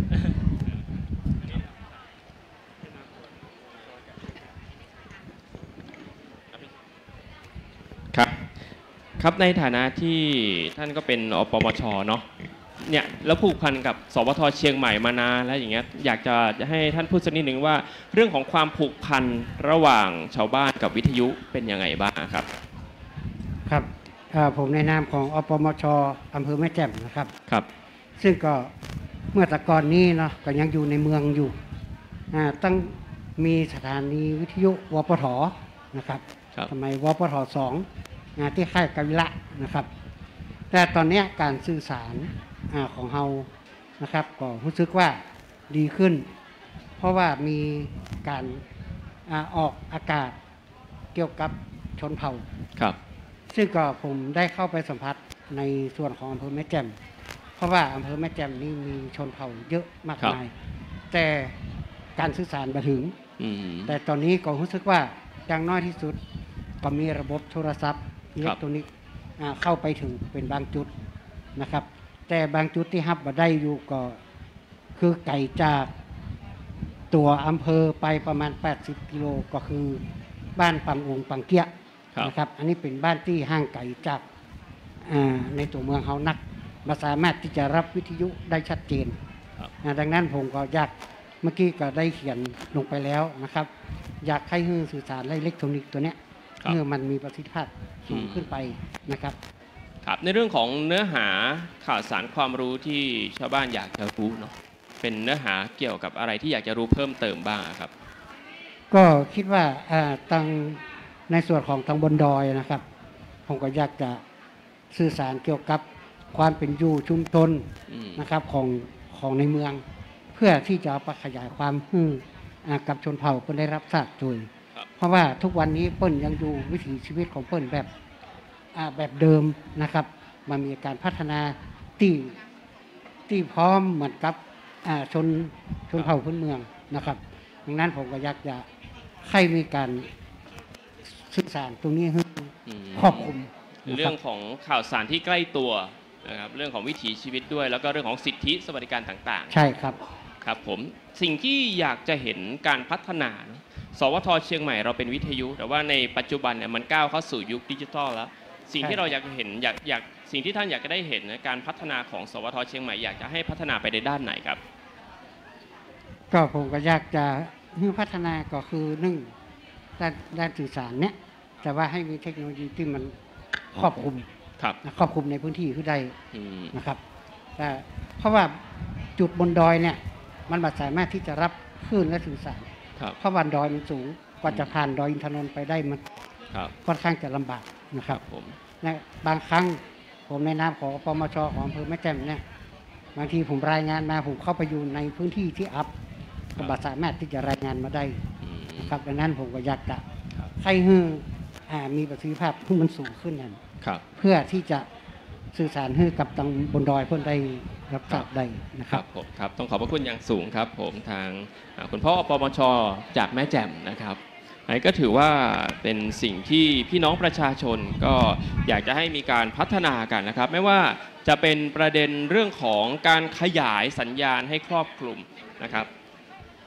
นอกจากนี้นะครับเดี๋ยวมีการสัมภาษณ์เพิ่มเติมนะครับขออนุญาตนะครับสวัสดีครับอีกท่านหนึ่งนะครับครับสวัสดีครับพอดีอยากจะพูดถึงในเรื่องวิทยุนะครับที่มีความเกี่ยวข้องกับชุมชนที่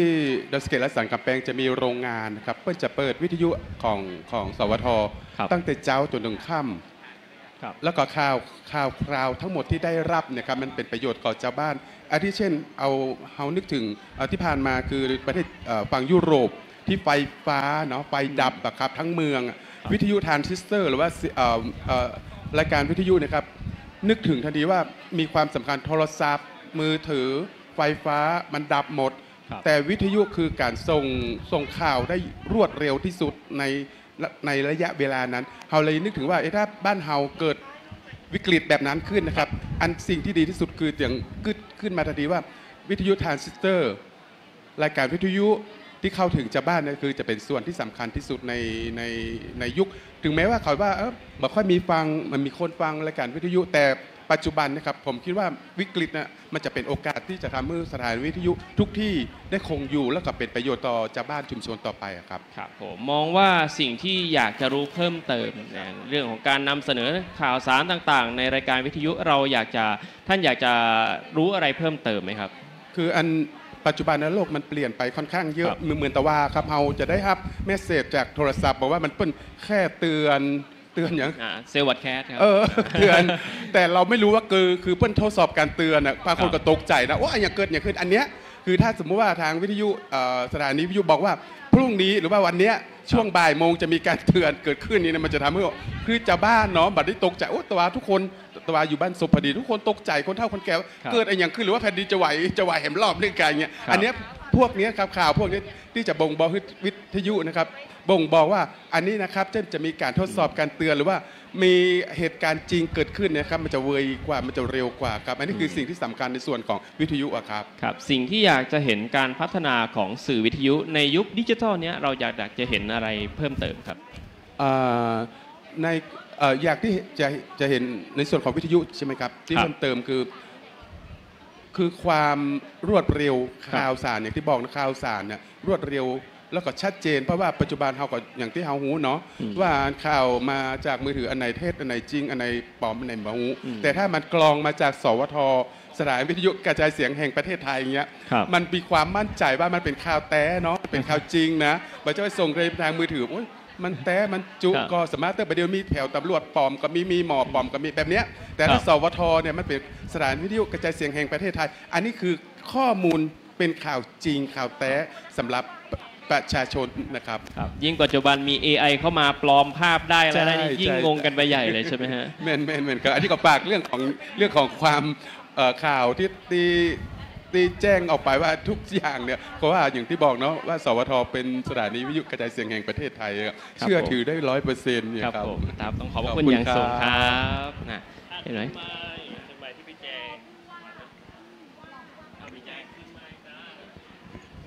ค่ะเรียนแขกผู้มีเกียรติทุกท่านนะคะในช่วงนี้อีกสักครู่หนึ่งค่ะก็จะถึงในช่วงเวลาที่จะนำทุกท่านเข้าสู่ในช่วงของลำดับพิธีการนะคะท่านใดที่เดินทางมาถึงแล้วยังไม่มีเก้าอี้รับรองค่ะแจ้งทางเจ้าหน้าที่เพื่อดูแลนะคะต้อนรับแขกผู้มีเกียรติทุกท่านทุกภาคส่วนค่ะเข้าสู่กิจกรรมของงานทำบุญครบรอบ54 ปีสวทเชียงใหม่นะคะซึ่งในปีนี้ถือเป็นปีที่มีความพิเศษค่ะได้รับเกียรติจากแขกผู้มีเกียรติทุกท่านได้รับเกียรติจากท่านผู้ว่าราชการจังหวัดเชียงใหม่ป้อเมืองเชียงใหม่เฮาเจ้าได้รับเกียรติจากท่านพระอาจารย์พระมหาสง่า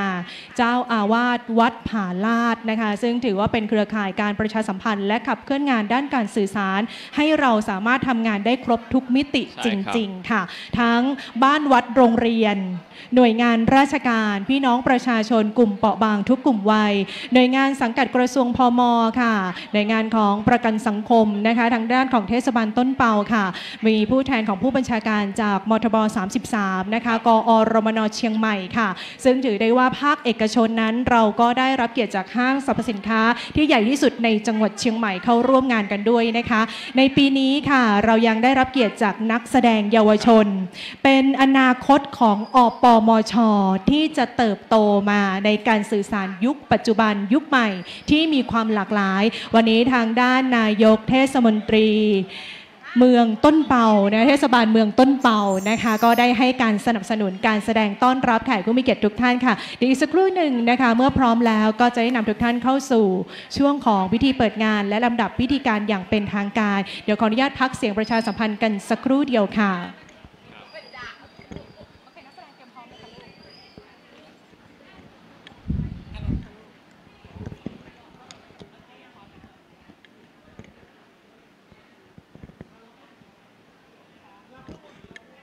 แขกผู้มีเกียรติทุกท่านคะขอต้อนรับทุกท่านเข้าสู่โครงการสารสัมพันธ์เครือข่ายประชาสัมพันธ์สถานีวิทยุกระจายเสียงแห่งประเทศไทยจังหวัดเชียงใหม่ในโอกาสครบรอบ 54 ปี สวท.เชียงใหม่ให้ความรู้คู่ความสุขค่ะได้รับเกียรติจากท่านพ่อเมืองเชียงใหม่ท่านผู้ว่านิรัตน์พงษ์สิทธิถาวรท่านผู้บริหารท่านผู้บัญชาการของมทบ 33 ทางกอรมน.เชียงใหม่และหัวหน้าส่วนราชการทุกท่านเป็นเกียรติอย่างยิ่งในลำดับแรกนี้ทางสวท.เชียงใหม่ค่ะได้รับการสนับสนุนการแสดงต้อนรับจากเทศบาลเมืองต้นเปาน้องๆเยาวชนคนรุ่นใหม่มาพร้อมกับชุดการแสดงอลังการล้านนาขอเสียงปรบมือให้กับชุดการแสดงค่ะดวงดอกไม้ม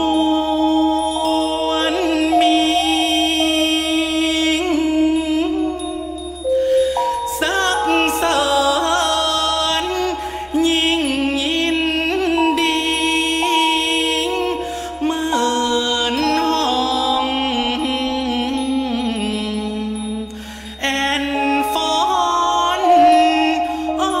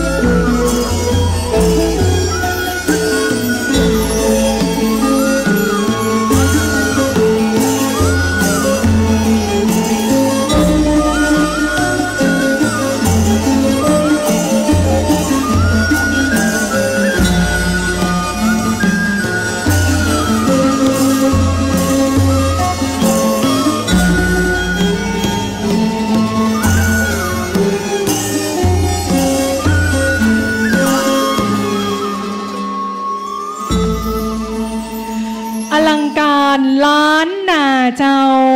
น้องๆจากบ้านสืบสานวัฒนธรรมล้านนาโดยเทศบาลเมืองต้นเป่าน้องแสงจิ่งและน้องเนเน่ในโอกาสนี้เราได้รับเกียรติจากท่านผู้ว่าราชการจังหวัดเชียงใหม่ค่ะจะได้ขอเรียนเชิญท่านได้กล่าวอวยพรนะคะกล่าวแสดงความยินดีในโอกาสครบรอบ54 ปีสวท.เชียงใหม่เรียนเชิญท่านผู้ว่าเจ้า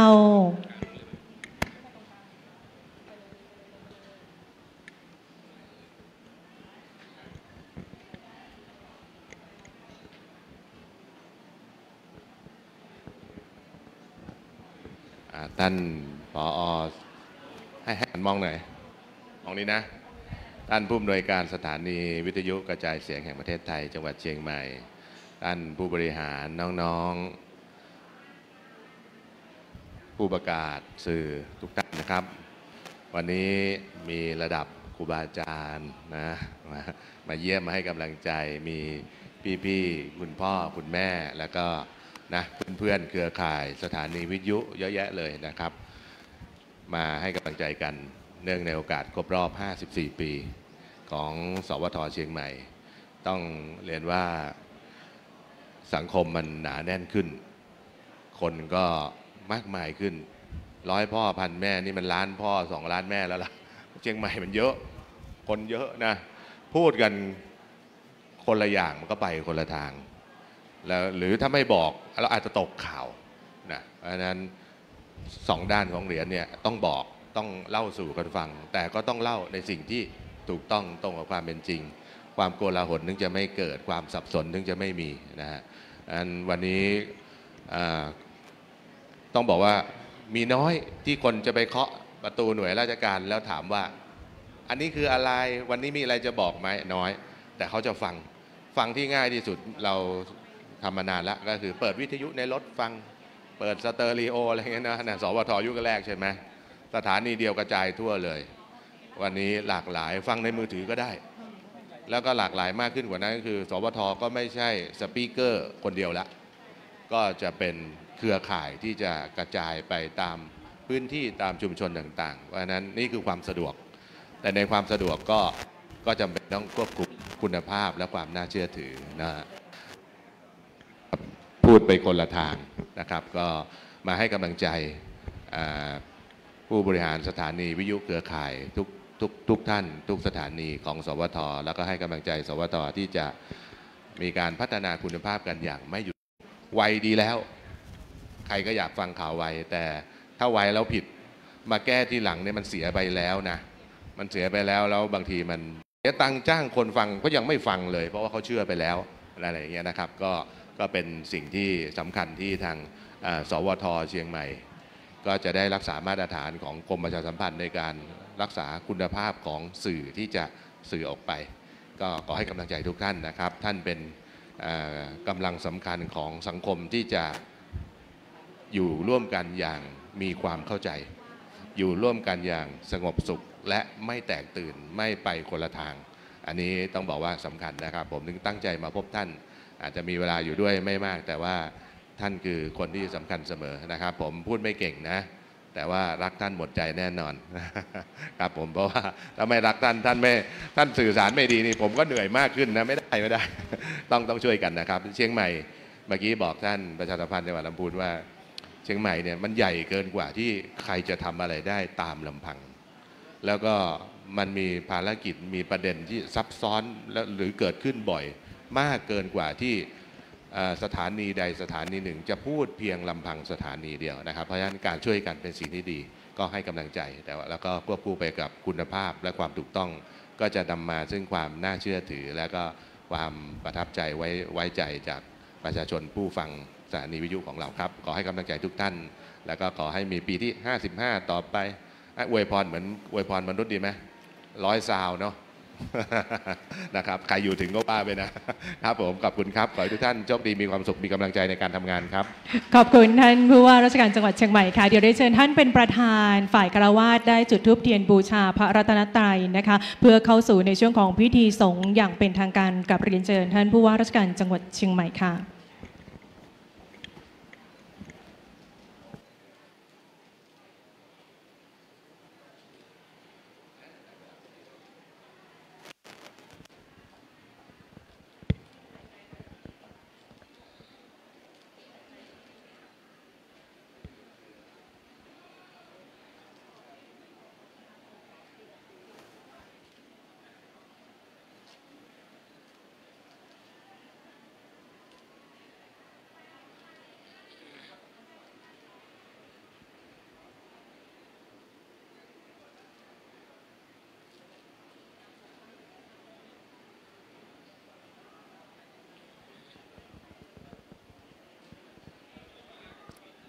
กับในลำดับต่อไปเราทั้งหลายจะได้ไหวพระสมทานศีล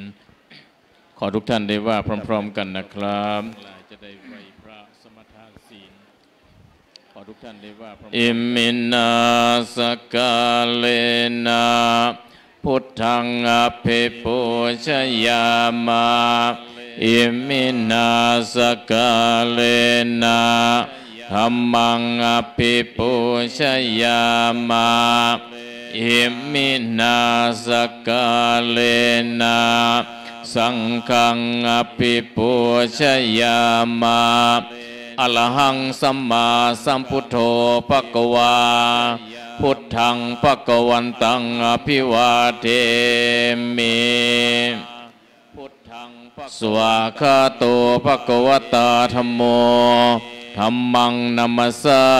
มิสุปฏิปันโนภควโตสาวกสังโฆสังฆังนามามิลำดับต่อไปจะได้สมาทานศีลขอทุกท่านได้ว่าพร้อมๆกันนะครับมะยังพันเตเตสาละเนนะสหปัญจศีลานิยาจามาทุติยัมปิมะยังพันเตเตสาละเนนะสหปัญจศีลานิยาจามาตติยัมปิมะยังพันเตติสรเนนะสหปัญจศีลานิยาจามาติสรเนนะสหปัญจศีลานิยาจามานะโมตัสสะภะคะวะโตอะระหะโตสัมมาสัมพุทธัสสะนะโมตัสสะภะคะวะโตอะระหะโตสัมมาสัมพุทธัสสะนะโมตัสสะภะคะวะโตอะระหะโตสัมมาสัมพุทธัสสะ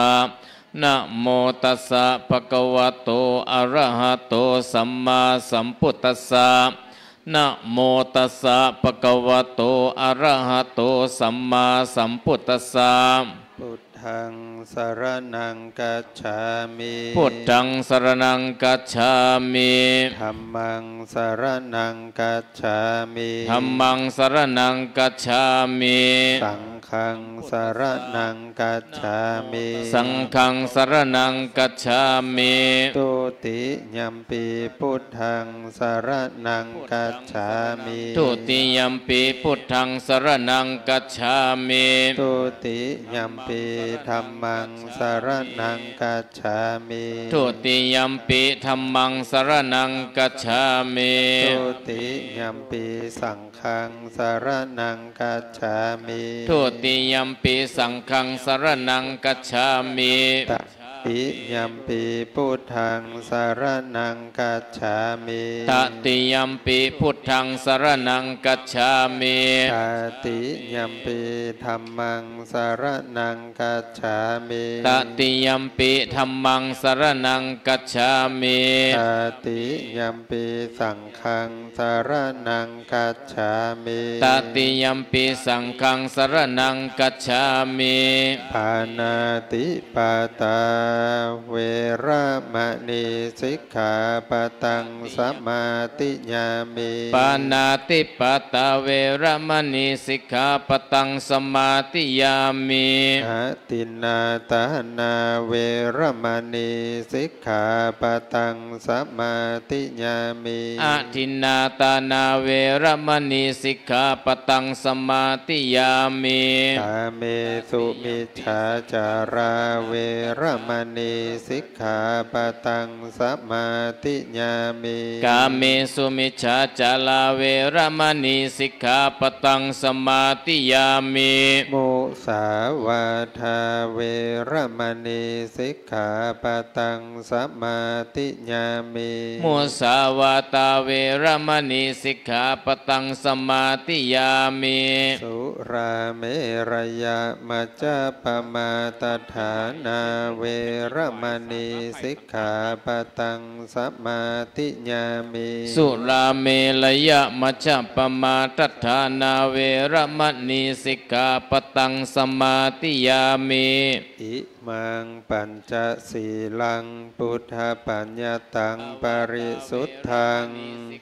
กายกัมมังวจีกัมมังมโนกัมมังสุจริตังนิพพานังปะระมังสุขาสาธุวิปติปฏิภาหายะสัพพสัมปติสิทธิยา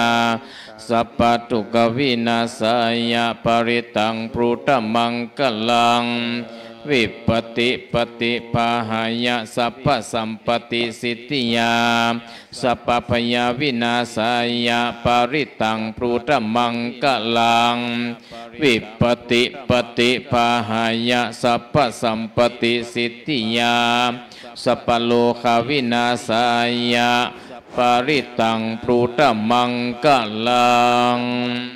อริตุนะเมตังสเมตาปะทันตาอวิคิตาจิตาปริตังพนันตุอเคกาเมจารูปคิริสิขารตาเตจันดริเควิมาเนทิเประเทจะขเมตโรวนาคาเนเคหาวัตุมิเคเตอุมมาจยันโตเทวาชลาทลวิสเมยกาขันดาพันนาคาติทันตาสันติเกยังมุนิวรวัจนังสาดาโวเมสุนันตุธรรมสวนาคาโลยัมภทันตาธรรมสวนาคาโลยัมภทันตาธรรมสวนาคาโลอายัมภทันตาสมันตาจักวาเรสุอัตราคาฉันเทวตาสัทธัมมังมุนิราชสะสุนันโตสักขโมคาทังนะโมตัสสะภะคะวะโตอะระหะโตสัมมาสัมพุทธัสสะนะโมตัสสะภะคะวะโตอะระหะโตสัมมาสัมพุทธัสสะนะโมตัสสะภะคะวะโตอะระหะโตสัมมาสัมพุทธัสสะพุทธังสรณังคัจฉามิธัมมังสรณังคัจฉามิสังฆังสรณังคัจฉามิทุติยัมปิพุทธังสรณังคัจฉามิทุติยัมปิธัมมังสรณังคัจฉามิทุติยัมปิสังฆังสรณังคัจฉามิตติยัมปิพุทธังสรณังคัจฉามิตติยัมปิธัมมังสรณังคัจฉามิตติยัมปิสังฆังสรณังคัจฉามิสัมพุทเทอัตถวิสัญจทาวาดาสัญจสหัสสะเกปัญจสัตตาสหัสสะเนนะมามิสิราสะอาหังเตสังธรรมัจจสังกัจจอาดาเลนะนามามิหังนามาการานุภาเวนะหันตวสัพเพอุปัฏฐาเวอเนก อันตรายาภิวินาสันตุอาเสสัตโตสัมพุทเทปัญจปัญญาสัญจจตุวิสติสังหัสสะเกทัสสะสัตตาสังหัสสะเนนะมามิเสราสาอาหังเตสังธรรมันจาสังคัญจาอาทะเลนะนะมามิหังนามาการานุภาเวนะหันตวาสัพเพอุปัฏฐาเวอเนกาอันตรายาปิวินาสันโตอาเสสะโตสัมพุทเทนาวุตตาราสะเตอัตตาจัตตาลิสาสหัสสะเกวิสติสัตตาสหัสสะเนนะมามิสิราสาอาหังเตสังธรรมันจาสังคัญจาอาทะเรนะนะมามิหังนามาการานุภาเวนะหันตวาสัพเพอุปัฏฐาเวอเนกาอันตรายาปิเวนัสสันโตอาเสสะโตนะโมอะระหะโตสัมมาสัมพุทธัสสะมะเอสิโนนะโมอุตตมะธัมมัสสะสวะคาตัสเสวะเตนิธานะโมมหาสังฆัสสะปิเวสุทธาสีลาทิฏฐิโนนะโมมัตตยารัตถัสสะรัตนาตยาสัสสะทุกขังนะโมโอมกติตัสสะตัสสะวัฏฏุตยาสัพพินะโมการะปะภาเวนะวิคาจันตุโอปัฏฐาวานะโมการานุภาเวนะสุวัตถิหนตุสัพพทานะโมการัสสะเตเชนะวิเทมิโหมิเตชะวาเสวนาจะปาลานังปันดิตานันจะเสวนาปุชาจะปุชานิยานังเอตัมมังคารามุตตะมังปฏิรูปะเทสาวาโสจะปุเพจะกาตาปุญญาตาอัตตาสัมมาปานิทิจะเอตัมมังคารามุตตะมังสัจจันจะสิปัญจเวนายจะสุสิกิโตสุภาสิตาจยาวาจาเอตัมมังคารามุตตะมังปิตุโอปัฏฐานังปุตตะธารัสสะสังฆโหอนาคุราชกัมมันตาเอตัมมังคาลามุตตะมังทานันจะธรรมจาริยะจายาตกานันจะสังฆโหอานาวาชานิกัมมานิเอตัมมังคารามุตตะมังคะ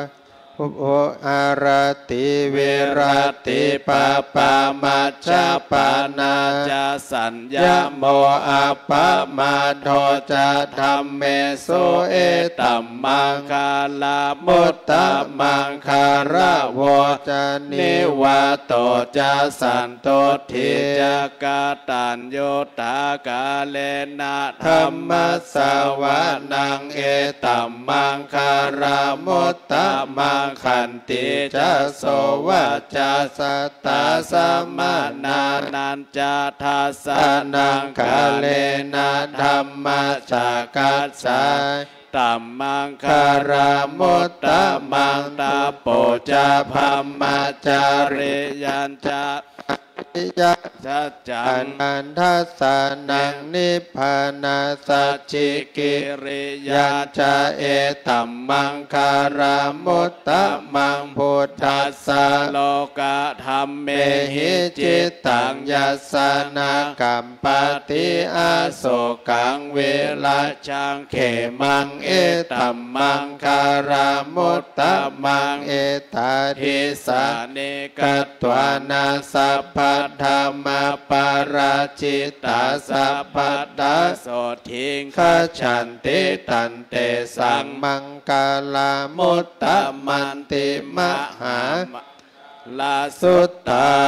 ยังขินจิวิตตังอิทาวาหุรังวาสักเกสุวายังลัตตานังปณิตังนะโนสัมมังอาติตถาคเตนะอิธัมปิพุทเทลัตตานังปณิตังเอเตนะสัจเจนะสุวัตติอ่อนโตขยังวิราคังอามาตังปณิตังยะดาจักขาสักกายโมเนสัมมาหิโตนะเตนะธัมเมนะสัมมาทิกินจิเอธัมปิธัมเมรัตตานังปานิตังเอเตนะสัจเจนะสุวัตถิหนโตยัมพุทธะเศรษโธปริวันนาเยสุจิงสัมมาทิมานันตาลิกัญญามาโหสัมมา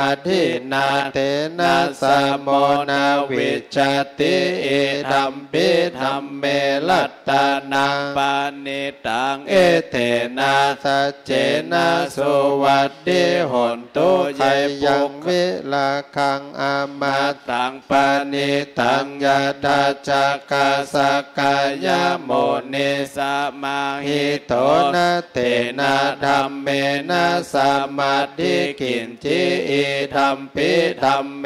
ลัตตานังปานิตังเอเตนะสัจเจนะสุวัตติหนตุเยปุคาราอัฏฐสัตถังปัสสัทธาจัตตาลิเอตานิโยคานิโหติเตทักขินายาสุขตัสสะสาวกาเอเตสุทินนานิมหัพพารานิอิธัมปิสังเครัตตานังปานิตังเอเตนะสัจเจนะสุวัตถิหนตุเยสุปโยตามานาสาทันเหนานิกามิโนโคตามัสสะสานัมหิเตปฏิปัตตาอามาตังวิไกหาลัตถาโมทานิพุติงพุชมานาอิธัมปิสังเครัตตานังปานิตังเอเตนะสัจเจนะสุวัตถิหนตุขีนางโพลานังนาวังนัดดิสัมภาวังวิรัตตาจิตายาติเกภาวะสามิงเตขีนาพิชาอาวิลุนหิฉันทานิพันติธิรายาทายัมปาทิโพอิธัมปิสังเครัตตานังปานิตาเอเตนะสัจเจนะสุวัตถิหนตุเมตตัญจะสัพพะโลกัสสมิงมานะสัมภาวะเยอปาริมานังโอทังอาโทจติริยัญจะอาสัมภาทังอาเวรังอาสาปตังทิทันจะลังนิสินโนวาสยาโนวายาวัตสวิกตะมิโทเอตังสติงอาดิไถยาภัมมะเมตตังวิหารังอิทัมมาโหดิถินจาอนุปคัมมะวัฏสเนนะสัมปันโนกาเมโสวินัยยะเกดังนาหิจตุขัพพะใสยังปุณะเลติติการะนิยังเมตตาโสตะอัปปะมาโนพุทโธอัปปะมาโนธัมโมอัปปะมาโนสังโฆปะมานะวันตานิสิลิงสปานิอาหิ ชิกาสัตตปะทิอุณนานาภิสระโพโมสิกากตาเมราคากตาเมปาริตาปฏิกามันตุโพธานินะโมภะคะวะโตนะโมสัตตานังสัมมาสัมพุทธานันติอิติปิโสภะคะวะอะระหังสัมมาสัมพุทโธวิจาจาลานะสัมปันโนสุขโตโลกาวิโตอนุตตะโลปุริสธรรมสารดิสัทธาเทวามนุสสานังพุทโธภะคะวะติสวากาโตภะคะวะตาธัมโมสันติติโกอากาลิโกเอหิปัสสิโกโอปันนยิโกปัจจตังเวทิตาโพวินโยหิติสุปฏิปันโนภะคะวะโตสาวกสังโฆอุจุปฏิปันโนภะคะวะโตสาวกสังโฆยะปฏิปันโนภะคะวะโตสาวกสังโฆยะมิจิปฏิปันโนภะคะวะโตสาวกสังโฆยะทิทางจัตตาลิปุริสโยคานิอัตถาปุริสปุคาราเอสะภะคะวะโตสาวกสังโฆอาหุนยโยปาหุนยโยทักขินยโยอัญจลิกาลนิโยอนุตตะลังปุญญเกตโลกัสสาติภาหุงสหัสสมาภินิโวดันตังคลิเมกาลังโอติตาโกลาสาเสนะมาลังดานาทิธรรมวิธินาจิตาวามุนินโทตันเตจัสสะภาวะโตเตจยมังการานิมาราติเลกัมมาภิยุจิตาสัพพารัตโครัมปนาราวกรรมคัมมาดัตถยักขังขันติสุทันตาเวทินาจิตาวาโมนินโทตันเตจัสสะภาวะโตเตชัยยะมังคลานินาลาคิเรงกัจจาวะลังอาติอันดาโบตันทาวะกิจักมัสสนิวาสุธารุนันตัมเมตัมปุเสเวทินาจิตาวาโมนินโทตันเตจัสสะภาวะตุเตชัยยะมังคลานิโอคิตาคกรรมติหัตถาสุธารุนันตังตาวันติโยชนะปะถังโคลิมาลาวันตังอิดิปิสังคตามโนจิตาวาโมนินโทตันเตจัสสะภาวะตุเตชัยยะมังคลานิกัตตวานากัตถาโมทาลังเอวะคบินิยาจินจายาโดตาวาจานังชัยยะกายมัจเจเตนะโสมาวิธินาจิตาวาโมนินโตตันเตจัสสะภาวะตุเตชัยยะมังคลานิสัจจังวิหายามติสัจจักทะเกตุงวาทาบิโรปินดามานังอาติอันดาโบตังปัญญาปฏิปัจจาริโตจิตตาวาโมนินโทตันเตจัสสะภาวะตุเตชัยยะมังคารานินันโทปนันทาปุจาคังวิพุทธังมาหิทิงพุทเตนะเถระโพชาเคนะธรรมาปะยันโตอิโทปะเทสวิธินาจิตาวาโมนินโทจัสสะภาวะตุเตชัยยะมังคารานิทุกขาหาดิดิปุจาเกสุดัตถาหัตถังพัมมังวิโสติจุติมิติภากาพิธานังญาณาคเทนาวิธินาจิตตาวาโมนินโทตันเตจัสสะภาวะตุเตชัยยะมัง นิเอตาปิพุทธจยมังคลาอัตตกาถาโยวาจโนทินะทิเนสละเตเมื่อตันดีหิตวานะเนกาวิวิธานิจุปัตตาวานิโมขังสุขาอาทิฆะเมยะนโรสะปัญโยมหากรุณิโกนาโดหิตายาสัพพปานินังปุเรตวาปารามิสัพพะปัตโตสัมโพธิมุตตะมังเอเตนะสัจจวะเชนะหนตุเตชัยยะมังคาลังจะยันโตโพธิยาโมเลสักกายานังนันเทวัดดานโนเอวังตวังวิจัยโยโหหิ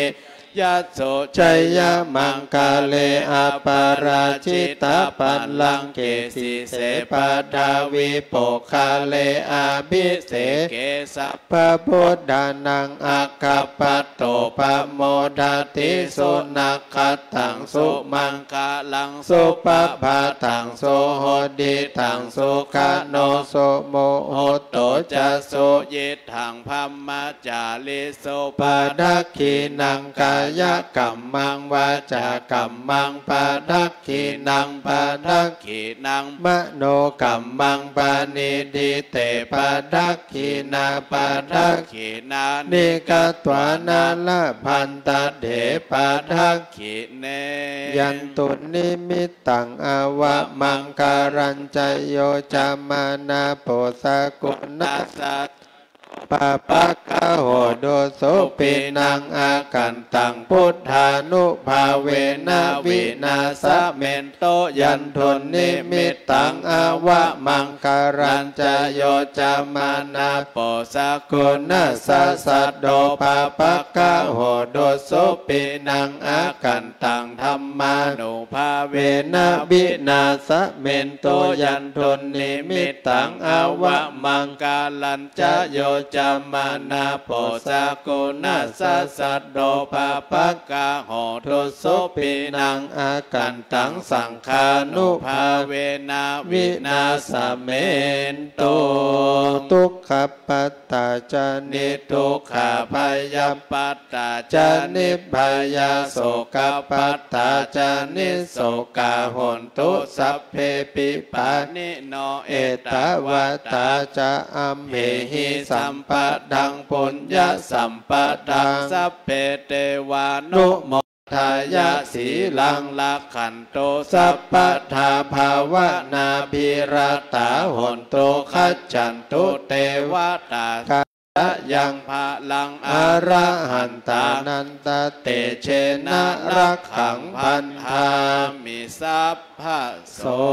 สุโขพุทธานังโอปะโดสุขาสัทธัมมะเทศนาสุขาสังคัสสะสามัคคีสามัคคานันตโพสุโขคติโยเศโธชาเนตัสสะมิงเยโกตาปฏิชายิโนวิชาจาลานะสัมปันโนโสเศโธเทวามนุษเสทิวาตาปฏิอาทิโจรัตติมาปฏิจันทิมาสันนัตโทคัตติโยตาปฏิชายิตาปฏิปัมมโนอัตถะสัพพะมโหรตังโพโธตาปฏิเตจะสาโรคะญาปะละมาราภาสันตุถิปรมังทานังวิสาสะปรมายาตินิพพานังปะละมังสุขังสาธุ พระสงฆ์ทั้ง5 รูปได้สวดเจริญพระพุทธมนต์เป็นที่เรียบร้อยในลำดับต่อไปเราจะได้กล่าวคำถวายภัตตาหารขอทุกท่านตั้งนะโม3จบพร้อมๆกันและว่าตามนะครับนะโมตัสสะภะคะวะโตอะระหะโตสัมมาสัมพุทธัสสะนะโมตัสสะภะคะวะโตอะระหะโตสัมมาสัมพุทธัสสะนะโมตัสสะภะคะวะโตอะระหะโตสัมมาสัมพุทธัสสะอิมานิ มะยังพันเตพัตตานิสัปริวาลานิภิกขุสังคัสสะโอโนชยามะสาธุโนพันเตภิกขุสังโฆอิมานิพัตตานิสัปริวาลานิปฏิคันหาตุอัมหากังทีฆรตังหิตายะสุขายะข้าแด่พระสงฆ์ผู้เจริญข้าพระเจ้าทั้งหลายขอน้อมถวายภัตตาหารพร้อมกับของบริวารทั้งหลายเหล่านี้แด่พระภิกษุสงฆ์ขอพระภิกษุสงฆ์จงรับภัตตาหารพร้อมกับของบริวารทั้งหลายเหล่านี้ของข้าพเจ้าทั้งหลายเพื่อประโยชน์และความสุขแก่ข้าพเจ้าทั้งหลายตลอดสิ้นกาลและนานเทอญสาธุ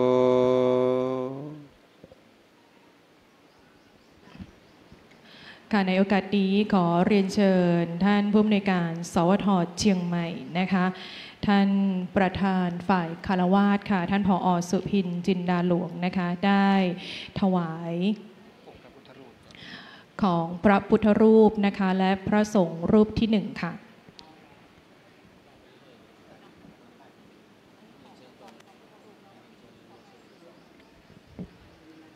ลำดับแรกของพระพุทธรูปนะคะ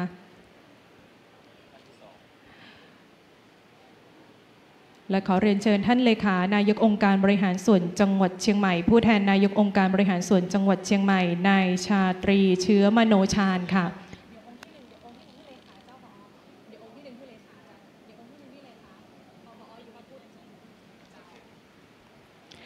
ลำดับต่อมาขอเรียนเชิญพันเอกชาญชัยวัฒน์เปล่งสันเทียเลขาธิการกอรมน.ภาค 3 ส่วนแยก 2 ถวายพระสงฆ์รูปที่ 2 ค่ะลำดับต่อมาขอเรียนเชิญคุณอาคมตันตระกูลประธานชมรมวิทยุโทรทัศน์เชียงใหม่ลำพูนให้เกียรติถวายสังฆทานพระสงฆ์รูปที่ 3 ค่ะ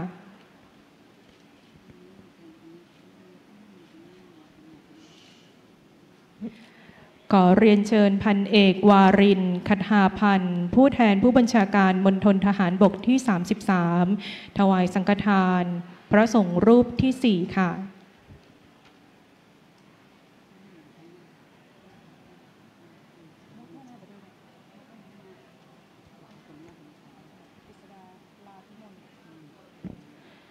ขอเรียนเชิญท่านกฤษดาลาภิมลรองผู้อำนวยการสำนักงานพัฒนาพิงคนครถวายพระสงฆ์รูปที่ 5 ค่ะ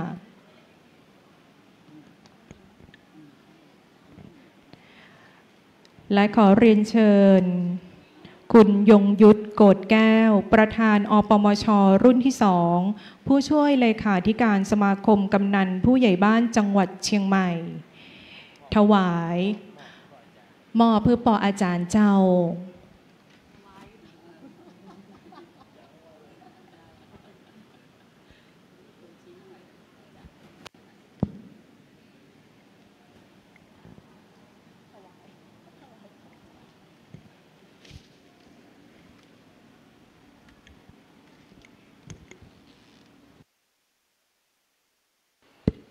ครับในลำดับต่อไปพระสงฆ์จะได้อนุโมทนาฮือปอนศรัทธาตั้งหลายตั้งอกตั้งใจยัดน้ำหับปอนเป็นลำดับต่อไปนะครับก่อนที่พระสงฆ์จะได้ฮือปอนอาตมาภาพในนามของพระสงฆ์ที่ได้มาเจริญพุทธมนต์นำบทสวดมาเป็นของขวัญครบรอบ54 ปีของสวท.เชียงใหม่ที่นี่แล้วก็ในขณะเดียวกัน ก็ขอตั้งจิตความปรารถนาดีให้กับหมู่เฮาทุกท่านตะกี้ท่านผู้ว่าบอกว่าวันนี้เราฉลอง54แต่ขอให้สถานีนี้ยั่งยืนไปถึง120 ปีเราต้องมานั่งเขียนแผนใหม่ละเนาะเขียนแผนในการพัฒนาสาระที่ใช่นี่นะไปจนถึงวิทยุยุคใหม่ในใจคุณทำอย่างไรที่สถานีนี้จะอยู่ในใจคนไปแห่ง100 ถึง 120 ปี แต่มีคนที่ประสบความสำเร็จโดยนโยบาย2 อย่างและทำให้สิ่งที่พระองค์ท่านคิดและทำไว้อยู่ในใจคนมา 2,500 กว่าปีและมีคนที่สารงานต่อใช้ประโยคนี้ในการทรงงานและทำให้งานที่พระองค์ท่านทำอยู่ในใจของพวกเรามาเกินกว่า60 ปีคนที่ทำงานที่เอ่ยถึงนี้ก็คือคนที่ท่านผอ.ประเคนแม้ท่านไม่มีตนอยู่ในปัจจุบันแต่ยังคงอยู่ด้วยพระคุณเวลาที่เราไปเวียนเทียนเนาะจะมีคำนี้ว่าแม้พระองค์จะปรินิพพานไปนานแล้วแต่ยังคงอยู่ด้วยพระคุณพระคุณในที่นี้คือพระองค์ท่านเมื่อมีคนไปถามหาว่าคู่แข่งคือศาสดาทั้งหลายเนี่ยคู่แข่งของพุทธเจ้านะท่านอาจารย์อาคมเฮียน้อยพุทธเจ้าก็มีคู่แข่งถึง6 สำนักใหญ่รวมพระองค์เป็น7เวลาทำงานก็แข่งกันเวลาสอนก็แข่งกันแล้วบางทีก็เอาอันนี้มาบัจจัยพระพุทธเจ้าน่ะคนอื่นมักจะมาอวดว่าลูกศิษย์นักเลยคิงมวลชนนักกว่าอาจารย์นักเก่งกว่าสอนได้ดีกว่าแต่พอมีคนไปถามพระพุทธองค์ว่าที่เขาว่าอย่างนั้นอย่างนั้นเนี่ยมันถูกไหมดีไหมพุทธเจ้าตอบเพียงแค่ว่าศาสดาที่ดีในโลกนี้สอน3 อย่างเปิ้ลบอกว่าไผ่บดีนะแต่เปิ้ลบอกว่าศาสดาในโลกนี้สอนสิ่งที่เหมือนกัน3 อย่าง 1. เขาจะสอนให้ลูกศิษย์ละความชั่ว 2. เขาจะสอนให้ลูกศิษย์ทำความดีและ3. เขาจะสอนให้ลูกศิษย์ทำทุกอย่างด้วยความบริสุทธิ์ใจและสอน3 อย่างไปวัดเอาคนเดียวไปวัดอาจารย์ดูเกาคนเดียวแต่สำหรับเรายึดถือ3 อย่างแล้วเวลาพระองค์ท่านทำงานพระองค์ท่านยึดอะไรหลัก2บอกว่าจะอู้กับตู้เจ้าบอกว่าจะอู้กับชาวบ้านพระพุทธเจ้าบอกว่าเมื่อเธอรู้ว่าเธอมีความสุขดีแล้วจากนี้จงเที่ยวไปเพื่อประโยชน์และความสุขของคนอื่นตลอดไปและพระสงฆ์ทั้งหลายก็ทำงานโดยใช้2 อย่างนี้อะไรที่เป็นประโยชน์ทำอะไรที่เป็นความสุขทำโดยเฉพาะคนที่ใส่บาตรคนที่ดูแลเราและพระบาทสมเด็จพระเจ้าอยู่หัวพระบรมชนกได้ใช้ประโยคนี้รวมถึงบูรพมหากษัตริย์นะถ้าเอาไปดูปฐมราชโองการจะมีเหมือนคล้ายๆกันก็คือในหลวงรัชกาลที่9ตรัสว่าเราจะครองแผ่นดินโดยธรรมโดยธรรมก็คือทศพิธราชธรรมเนาะเพื่อประโยชน์และความสุขของมหาชนชาวสยามแล้วเราก็รู้ว่า70 ปีของพระองค์นั้นเมื่อเก็บเรื่องราวต่างๆมาเรียบเรียงสิ่งที่รัฐบาลขาดพระองค์ท่านไปเติมรัฐบาลพุ่งเป้าไปที่พื้นราบพระองค์ขึ้นบนดอยโดยถือปณิธานว่าตรงไหนยุ่งยากตรงไหนลำบากเราจะไปเพราะในความผ่านของพระองค์ว่าขอฝันใฝ่ในฝันอันเหลือเชื่อขอสู้ศึกทุกเมื่อไม่หวั่นไหวขอทนทุกข์รุกโรมโหมกายใจขอฝ่าฟันผองภัยด้วยใจทะนงอันนี้เป็นเพลงพระราชนิพนธ์ของพระองค์ท่านเพราะฉะนั้นในหลวงเนี่ยปณิธานของพระองค์ไม่ได้เรื่องสุขสบายแต่เป็นเรื่องการทำงานวันนี้สวท59 ปีพระอาจารย์เชื่อว่าสถานีวิทยุในใจของผู้คน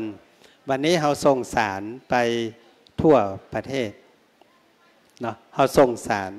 จากสถานีวิทยุไปทั่วประเทศทั่วไทยโดย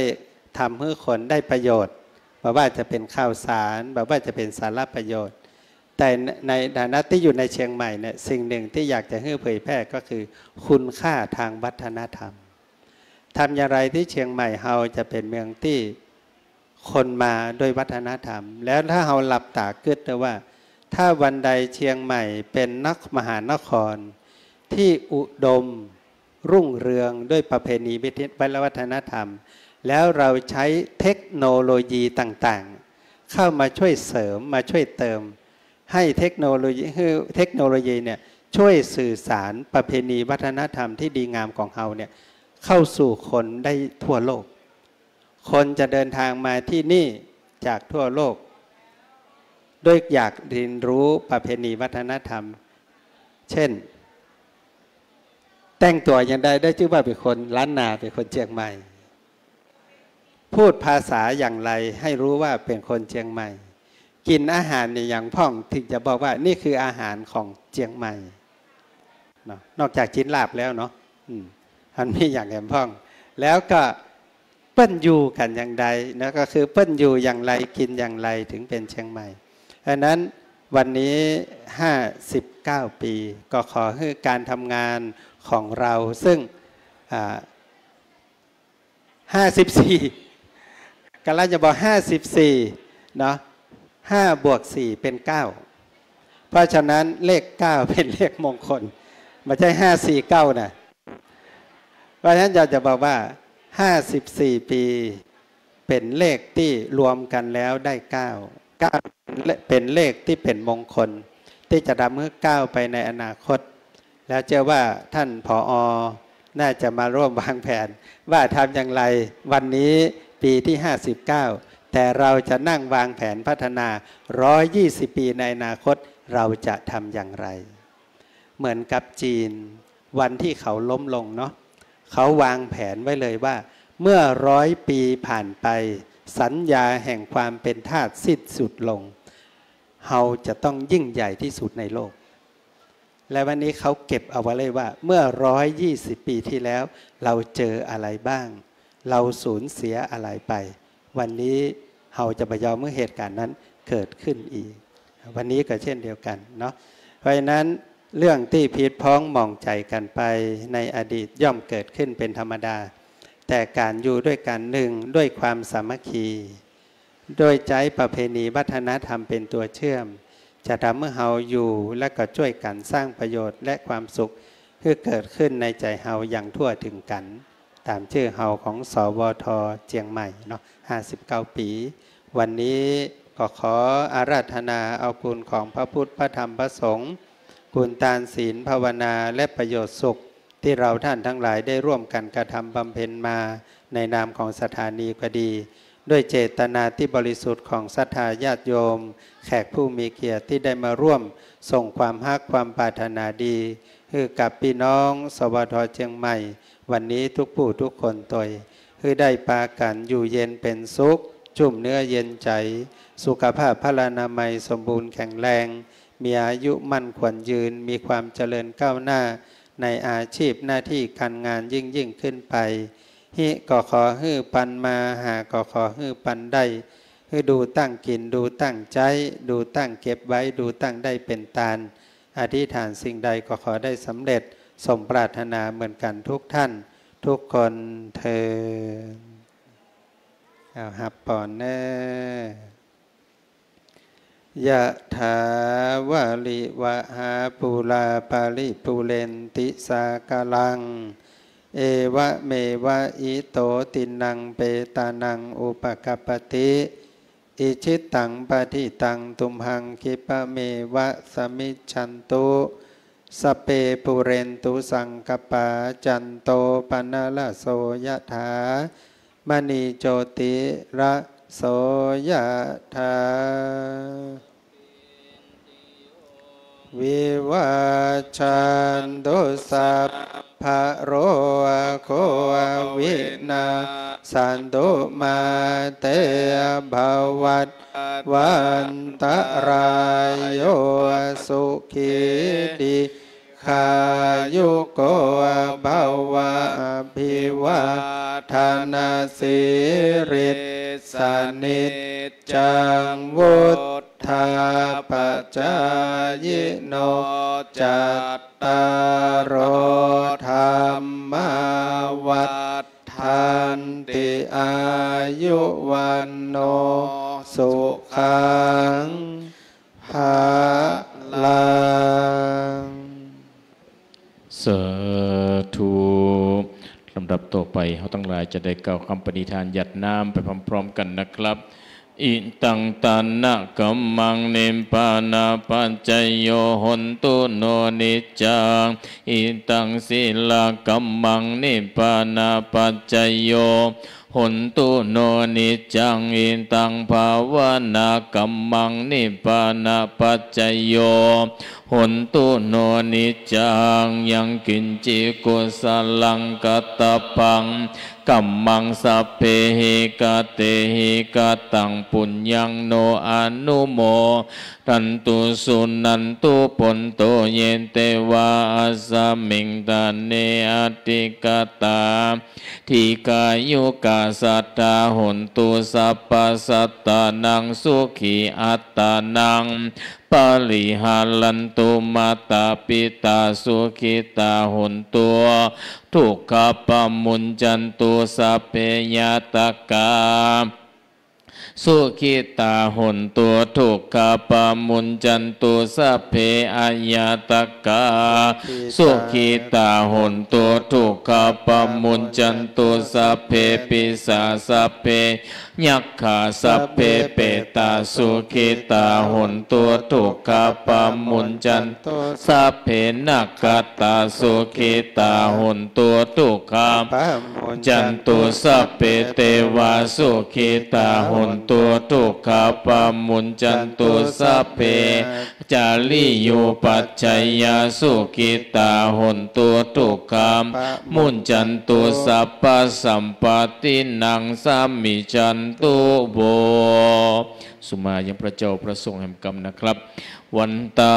มิปันเตสัพพังอาปาลทังกัมมาตะเมปันเตมยากตังปุญญังสามินาอนุโมติตาปังสามินากตังปุญญังไมหังตาตาปังสาธุสาธุอนุโมทามิพุทธปัจจายโนจัตตารโอธรรมาวัฏันติอายุวันโนสุขังปะลาสาธุกับพิธีทางศาสนาก็ได้เสร็จสิ้นลงไปที่เรียบร้อยในลำดับต่อไปจะได้เตรียมถวายพระทหารเพลนะครับลำดับต่อไปขอพระเดชพระคุณจะได้ประพรมน้ำพระพุทธมนต์ให้แขกผู้มีเกียรติทุกท่านที่มาร่วมงานในวันนี้นะครับเป็นลำดับต่อไปนะครับค่ะเรียนแขกผู้มีเกียรติทุกท่านนะคะเดี๋ยวอีกสักครู่หนึ่งท่านประธานฝ่ายสงฆ์ก็จะได้พรมน้ำมนต์เพื่อความเป็นสิริมงคลค่ะให้กับทางเจ้าหน้าที่ของสวทเชียงใหม่และแขกผู้มีเกียรติทุกท่านที่ร่วมทำบุญงานครบรอบครั้งนี้ค่ะทิยามเลสักยานางนานเทวตาโนเอวังตะวังโยโหหิชยาโสชยมังคะเลอปราชิตาปานลังเกเสปัทวิโภคะเออภิเสเกสัพพโพธานังอาคาปัตโตปมทเตขาตังสุมังตังสุปภาตังสุโหติตังสุขโนสุโมโหโตจะสยิทังพรหมจารปะทาขินังกายกรรมังวาจากรรมังปะทาขินังปะทาขินังมโนมังปานิทิเตปะทาขินาปะทาขินานิกตวานัลพันตาเทปะทาขิเน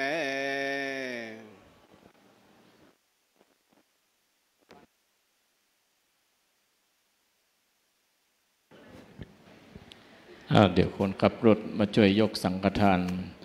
ใส่รถให้พระคุณท่านนะครับฝ่ายอาหารถวายเพลจัดเตรียมภัตตาหารอาจจะได้กลับนิมนต์หลวงพ่อไปฉันภัตตาหารเพลนะครับผม